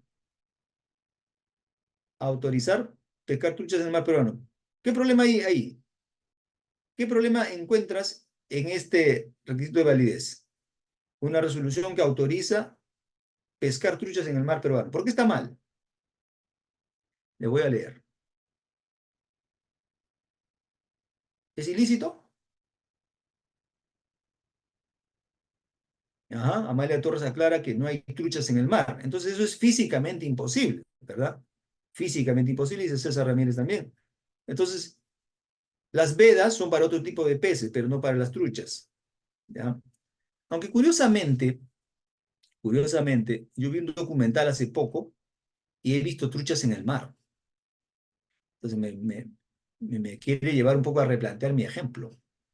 En el documental vi que un gran río desembocaba en el mar, ¿ya? Y en ese gran río habitan las truchas. Y cuando llegan al mar, estos empiezan a adaptarse. Empiezan a adaptarse y pasan al mar, regresan al río, pasan al mar y a otros se quedan en el mar. Cosas que pueden pasar. Pero en principio no hay truchas en el mar, ¿ya? Eh, un tema de jurídicamente imposible, muchos confunden lo ilícito con lo jurídicamente imposible. Lo ilícito es contrario a la ley. La ley prohíbe comercializar drogas. No puede haber locales que se abren para vender drogas. Entonces eso es ilícito. Lo jurídicamente imposible significa que no existe en el marco legal. Yo no podría ratificar, ¿no?, matrimonios entre personas del mismo sexo en el Perú, ¿ya? Es más, todo lo vinculado, porque no está en el marco jurídico todavía, entonces es jurídicamente imposible, ¿no? Tercer requisito, finalidad pública. Como hablamos en la primera clase, la razón de ser del Estado es el interés público, el interés general, ¿no? Entonces, el procedimiento administrativo que se tramita, ¿ya? Busca una finalidad pública, tiene un fin público, ¿ya? Esto significa adecuarse a las finalidades del interés público asumidas por las normas que otorgan las facultades al órgano emisor, sin que pueda habilitársele a perseguir mediante el acto, aún encubiertamente, alguna finalidad que sea personal o propia de la autoridad, a favor de un tercero, o una finalidad pública distinta a la prevista en la ley. Por si acaso, todas las leyes, las normas tienen una finalidad pública. Si yo pido una licencia o brevete para que las personas cumplidas la mayoría de edad obtengan para manejar un vehículo, detrás de eso hay un fin público, hay una finalidad pública, ¿verdad? Y tiene que ver con la seguridad de las personas, del que maneja y de los peatones, los pasajeros, etc. Entonces eso me va a decir de que debe esta persona estar preparada física y psicológicamente para, ¿no? Porque si no, no puede manejar. Entonces hay una finalidad pública. Igual con la licencia de construcción, la licencia de funcionamiento, ¿no? La licencia de construcción busca pues un desarrollo urbano ordenado en una ciudad. Busca además dar seguridad a las personas que van a vivir ahí, porque no vamos a construir edificios que se caigan al día siguiente, ¿verdad? Hay una finalidad pública, ¿ya? Estos procedimientos administrativos cuya tramitación lleva a la emisión de actos administrativos deben tener un fin público. Si el acto administrativo más bien busca finalidades personales, particulares, encubiertas, puede devenir en nulo, ¿ya? Eh, y yo que he visto barreras burocráticas, he visto muchas entidades, municipalidades, que se han creado procedimientos solo para recaudar. ¿Para qué sirve el procedimiento? No sé, pero igual da ingresos, ¿no? ¿Ya? En las normas de simplificación que se han dado también en el año 2016-2017, por ejemplo, se ha eliminado este procedimiento llamado autorización municipal para la mudanza, ¿ya? Que no era sino más que un mecanismo para un acto de corrupción. Y por ahí se preguntaron, ¿y qué pasa si la autoridad, por qué tiene que saber la autoridad que me estoy mudando de aquí para allá? ¿Cuál es la finalidad pública? No se justificaba por el interés público y lo eliminaron. Entonces así pueden crearse procedimientos y emitirse actos con otras finalidades, de recaudar tasas, por ejemplo, simplemente por recaudar, cuando no hay una finalidad pública. Y puede venir en nula entonces, ¿no? Cuarto elemento, motivación, que también le suena familiar, ¿verdad? La motivación. La motivación tiene que ver con la fundamentación. Cuando ustedes agarran una resolución, un acto administrativo, la mayoría acá tiene experiencia en este tema, van a encontrar tres partes en el acto administrativo, ¿no? Una parte positiva, considerativa, la más amplia, y una parte resolutiva, ¿no? Esa parte considerativa es la que justamente se refiere a la motivación. El acto administrativo debe estar debidamente motivado en proporción al contenido y conforme al ordenamiento jurídico, ¿no? ¿Por qué es importante la motivación? Bueno, en el pasado yo he visto incluso sentencias muy escuetas, sentencias que en una cara se resolvía un caso, ¿no? Y yo casi no entendía las razones por las que llegaba a esa conclusión los jueces, ¿no? De acá a un tiempo han mejorado, ya de buen tiempo, en cuanto a motivación, las sentencias judiciales, también las sentencias del Tribunal Constitucional, y ni qué decir de algunos tribunales administrativos que empezaron con este cambio. O sea, Indecopi no tienen problema en analizar un caso en 20 páginas, 50 páginas, si es posible 200 páginas, pero tiene que estar explicado para llegar a la conclusión si hay o no concertación de precios, por ejemplo, ¿no? El Tribunal Administrativo de la Propiedad, dependiendo del caso, igual emite resoluciones de 5, de 8 o de 20 páginas. La cosa que esté explicado y fundamentado, ¿no? El pronunciamiento que se va a emitir. ¿Por qué es importante esto? Eso ayuda al derecho de defensa de los administrados. El administrado puede ejercer adecuadamente su derecho de defensa sabiendo por qué es que le están denegando su pedido, cosa que así puede rebatir cada argumento, cada fundamento de la resolución. Pero si le llega una respuesta diciendo infundado tu pedido y no sabe por qué o no queda claro por qué, no puede cómo defenderse. no sabe cómo rebatir el tema, ¿no? Y bueno, por eso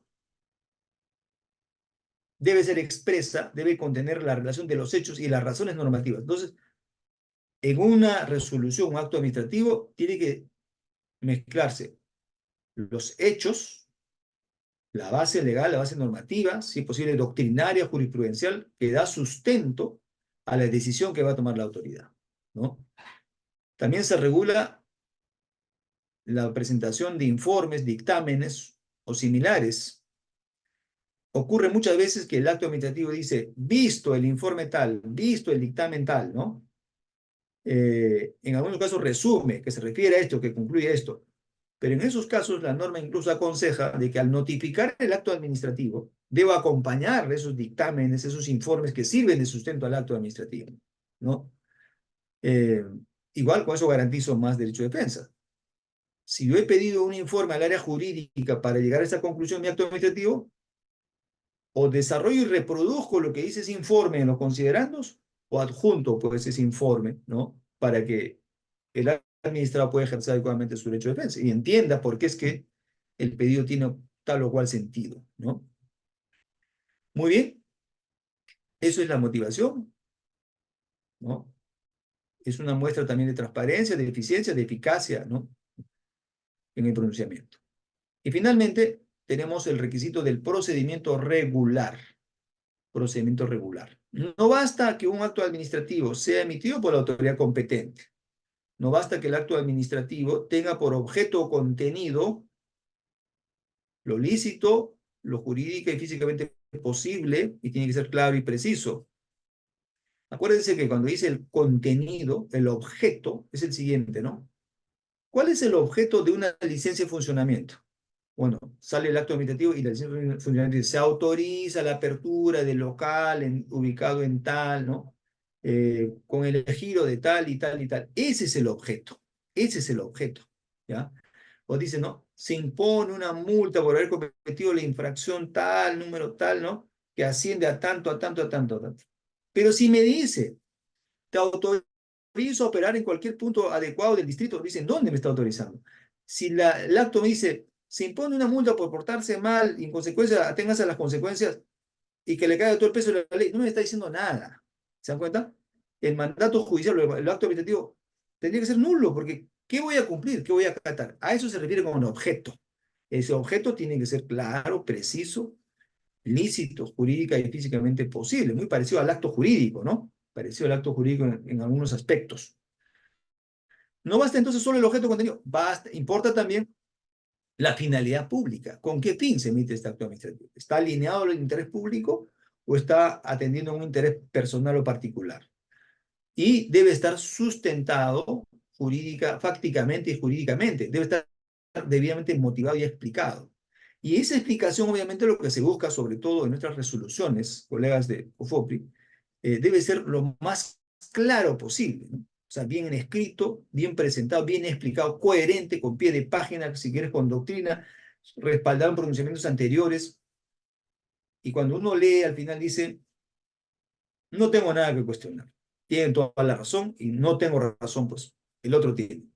En cambio, si la motivación no es clara, no es suficiente, siembra la duda y la persona dice, igual impugna, pues ¿qué vamos a hacer? No, no me queda claro, ¿ya?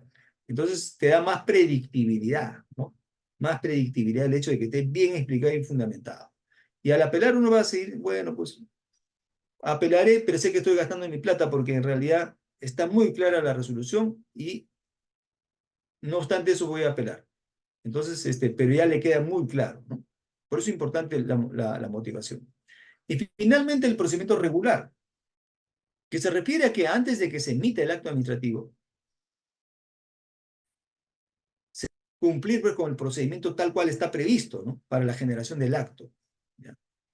El procedimiento tiene sus etapas, tiene sus secuencias, ¿no? Hay procedimientos en que hay que admitir primero, hay procedimientos que requieren inspección, hay procedimientos que requieren peritaje, requieren audiencias de conciliación, etcétera. Si yo no respeto ese procedimiento, el acto administrativo que expide va a ser nulo. Por eso es que cuando se revocan actos o se declaran nulo de oficio, dice, retrotraigas el caso a tal etapa, ¿no? Porque no estás respetando el procedimiento regular, ¿ya? Entonces, el procedimiento debe ser cumplido impecablemente, ¿no?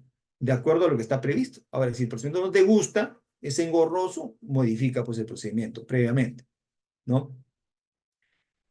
Entonces, el acto administrativo siempre requiere de un procedimiento, hemos dicho, para que exista, así sea de oficio, requiere un procedimiento. Y ese procedimiento debe estar debidamente instruido, ¿no? Diligenciado, para que el acto administrativo que se pida sea válido. ¿Cuáles son los principales problemas que afecta este requisito? La mala notificación.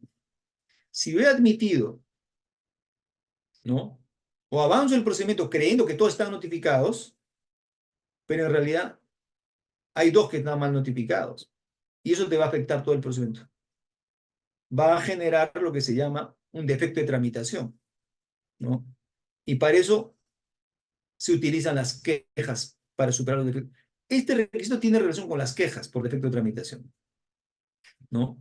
Ese es uno. Y otro que afecta también el procedimiento regular es el incumplimiento de los plazos, ¿ya? Incumplimiento de los plazos, los administradores suelen presentar quejas, ¿no?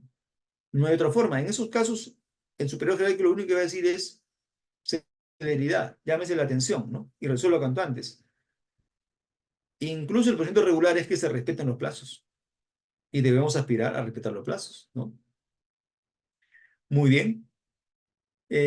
Las quejas por defecto de tramitación buscan garantizar este elemento de validez correcto, ¿no? Sin embargo, les menciono como casuística un caso que me pasó. En un procedimiento que he tramitado, no fue en COFOPER, en otra institución, habíamos omitido el informe oral. La ley decía de que los informes orales eran facultativos en ese tipo de procedimientos. No eran obligatorios, eran facultativos. Bueno, una de las partes había pedido informe oral. Y nosotros como autoridad no hemos proveído y mucho menos hemos concedido el uso de la palabra, sino de frente resolvimos.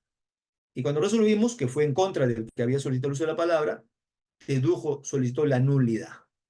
Dijo nulo por afectar el procedimiento regular. Yo he pedido informe oral y no se ha pronunciado absolutamente en esta resolución ni en otra resolución sobre mi pedido, ¿ya? Y entonces que se retrotraiga y que provean mi escrito que pide el informe oral. Bueno, el superior jerárquico, al conocer la apelación, con mucho criterio dijo, bueno, este es un defecto, pues ciertamente, pero no es trascendente.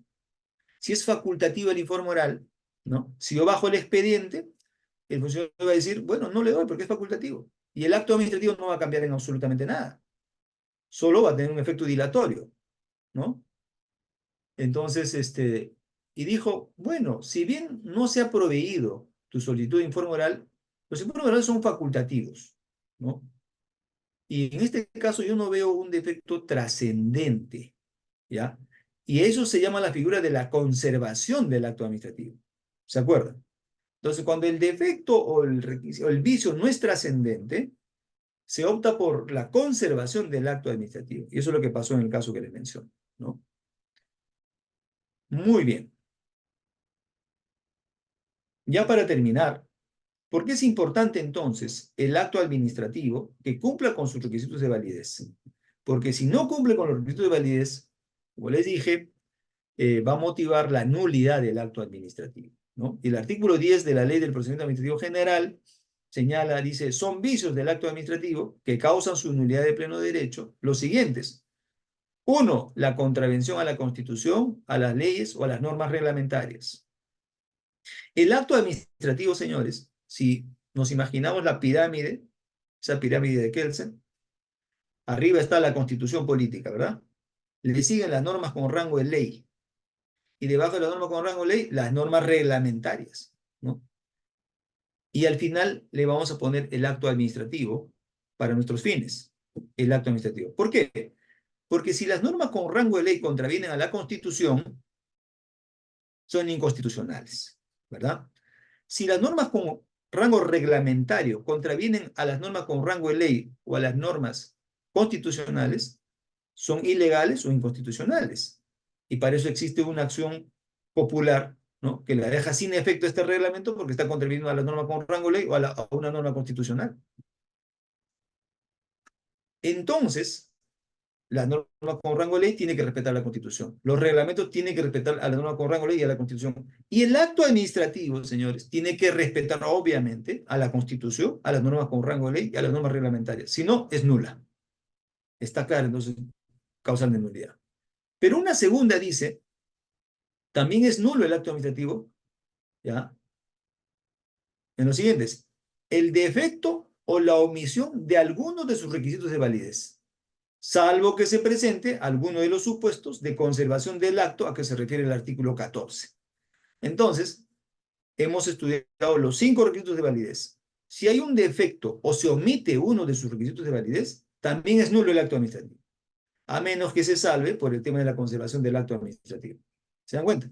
Y por eso es que cuando incluso hemos visto resoluciones que suelen confundir, ¿no? No está debidamente motivado. ¿Eso qué quiere decir? Nulo por el inciso 1 o por el inciso 2. Comúnmente se van al 1. No está motivado contraviene la ley. Pero en estricto, señores, es nulo por el 2, porque no cumple con un elemento de validez llamado motivación. Es lo apropiado, es lo correcto, ¿no? Muy bien. De manera que, importante el tema de los elementos de validez del acto, porque si no conllevan a su nulidad de oficio o de parte, sobre todo de parte, ¿no? Muy bien. A ver, en estos últimos minutos puedo leer algunas preguntas que puedan hacer. A ver, aquí tengo uno. Ok.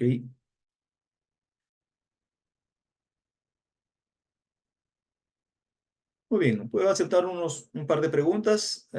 Pueden escribir o pueden también pedir la palabra y le van a dar el micrófono. Doctor Rojas, particularmente tengo yo una pregunta. Cuando usted, Adelante. cuando usted estaba hablando del tema de estas instituciones de infrapetita, extrapetita, ¿estamos hablando también sobre el tema del principio de congruencia procesal? ¿Viene a ser lo mismo? Por ejemplo, cuando dices congruencia procesal, pongo un ejemplo de congruencia procesal para entenderte bien.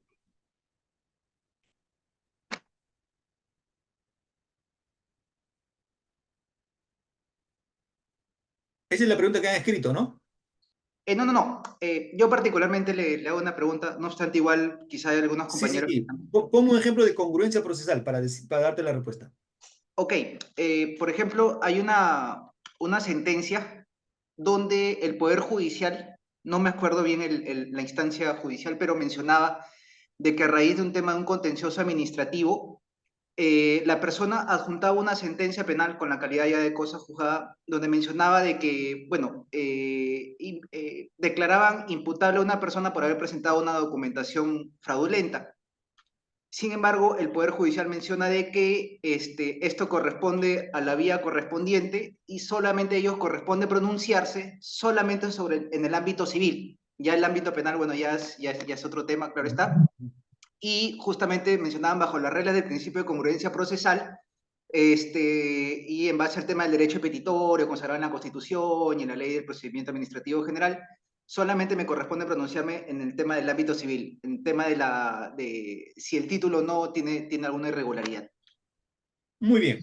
Sí tiene relación, ¿ya? Sí tiene relación, ahora que lo explicas, sí tiene relación, ¿no?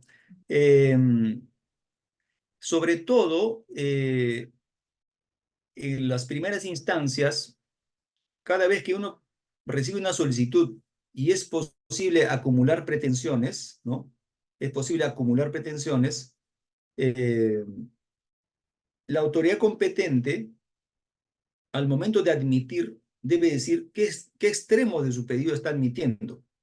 Porque como dice tu compañero, por ejemplo, ¿no? Yo he visto casos en que pone temas de consumidor, ciertamente, pero al mismo tiempo dice, y en ese afán, señores, me robaron 10.000 soles, ¿ya? Vino a apretar el servicio, la empresa, no arregló bien, ¿no? Me trató mal y encima me robó 10.000 soles.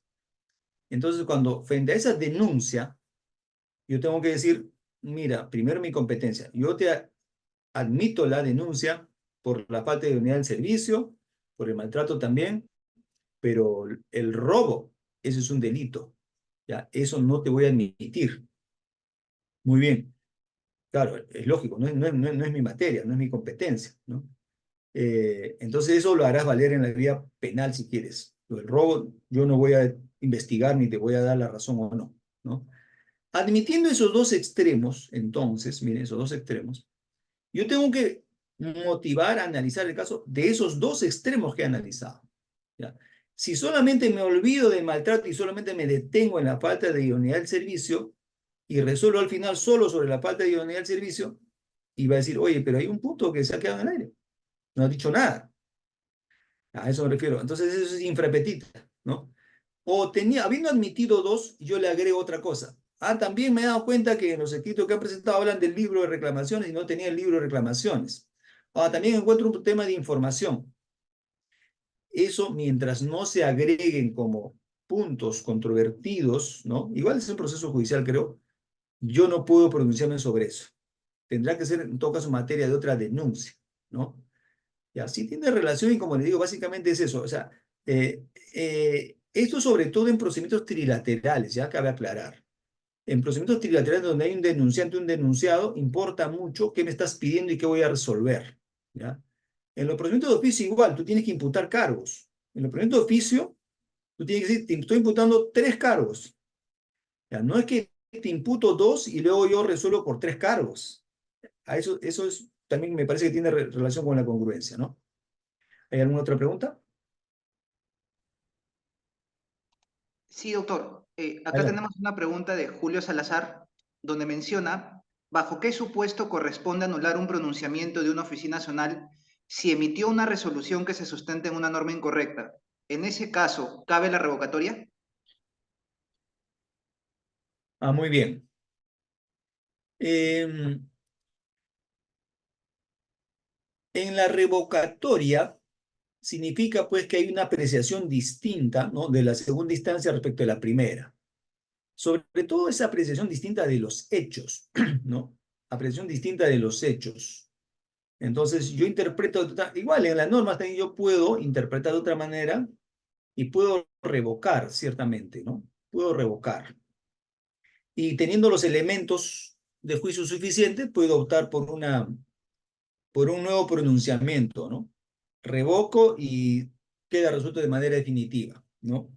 Ahora, si no está en mis manos subsanar, superar ese tema como tribunal, optaría por la nulidad para que se vuelva a revisar, reevaluar, ¿no? Entonces, claro, si no ha aplicado una norma adecuadamente, pero si esa no aplicación significa que hay que realizar actuaciones como primera instancia, cabría la nulidad, pues, ¿no? Para que diligencien o tramiten. Por ejemplo, ¿no? Si la norma dice en estos casos se requiere un informe previo de tal o cual funcionario, ¿no? Y sin embargo, se ha omitido esa parte y sin ese informe, digamos, se emite un acto administrativo, podemos decir, se está contraviniendo a la norma. Entonces yo como segunda instancia no tengo todos los elementos para decir fundada y fundada. Lo que tendría que hacer es nula para que regrese y se emita pues ese informe y eso bajaría a primera instancia. Ahí sería nulidad. Sin embargo, si no se trata de ese tipo de cosas, sino de una interpretación distinta, de una apreciación distinta, yo puedo decir, en lugar de infundada, es fundada tu pedido y revoco, por tanto, ¿no? Entonces es un tema casuístico, habría que analizarlo en cada caso concreto, ¿no? Muy bien. Doctor, justo una última intervención. Acá tenemos al señor Richard Dionisio. Richard, puedes bloquear tu micro nada más para que puedas intervenir.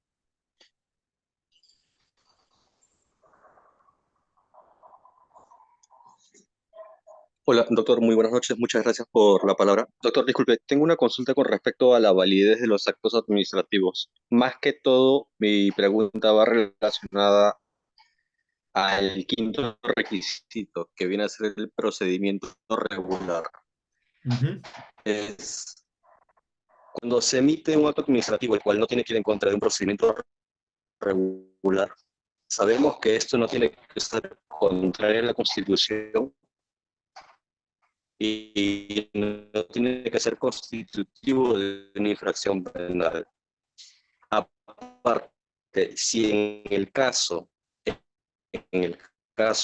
colisionara una constitución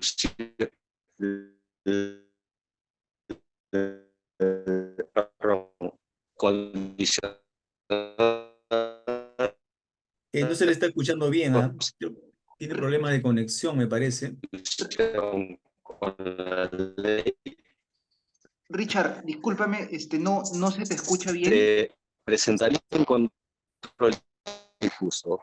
Si hubiera una colisión entre la ley y un reglamento, estaría ante una inderogabilidad singular de los reglamentos. Pero en el caso que este acto administrativo plasmado ya sea siguiendo los en este aspecto de que estaríamos, creo que es la señal, disculpa, voy a volver a colocar en un lugar apropiado. Sí, ¿Se o me si logra no, escuchar ahora sí, doctores? Sí, sí, repite nuevamente concretamente, a ver, repite concretamente otra vez. Hablabas de conflicto entre reglamento y ley, me parece.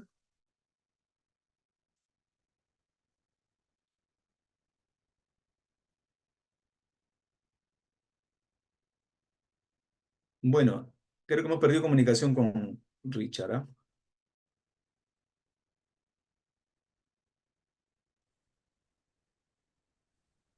parece que Casi- sí. Richard,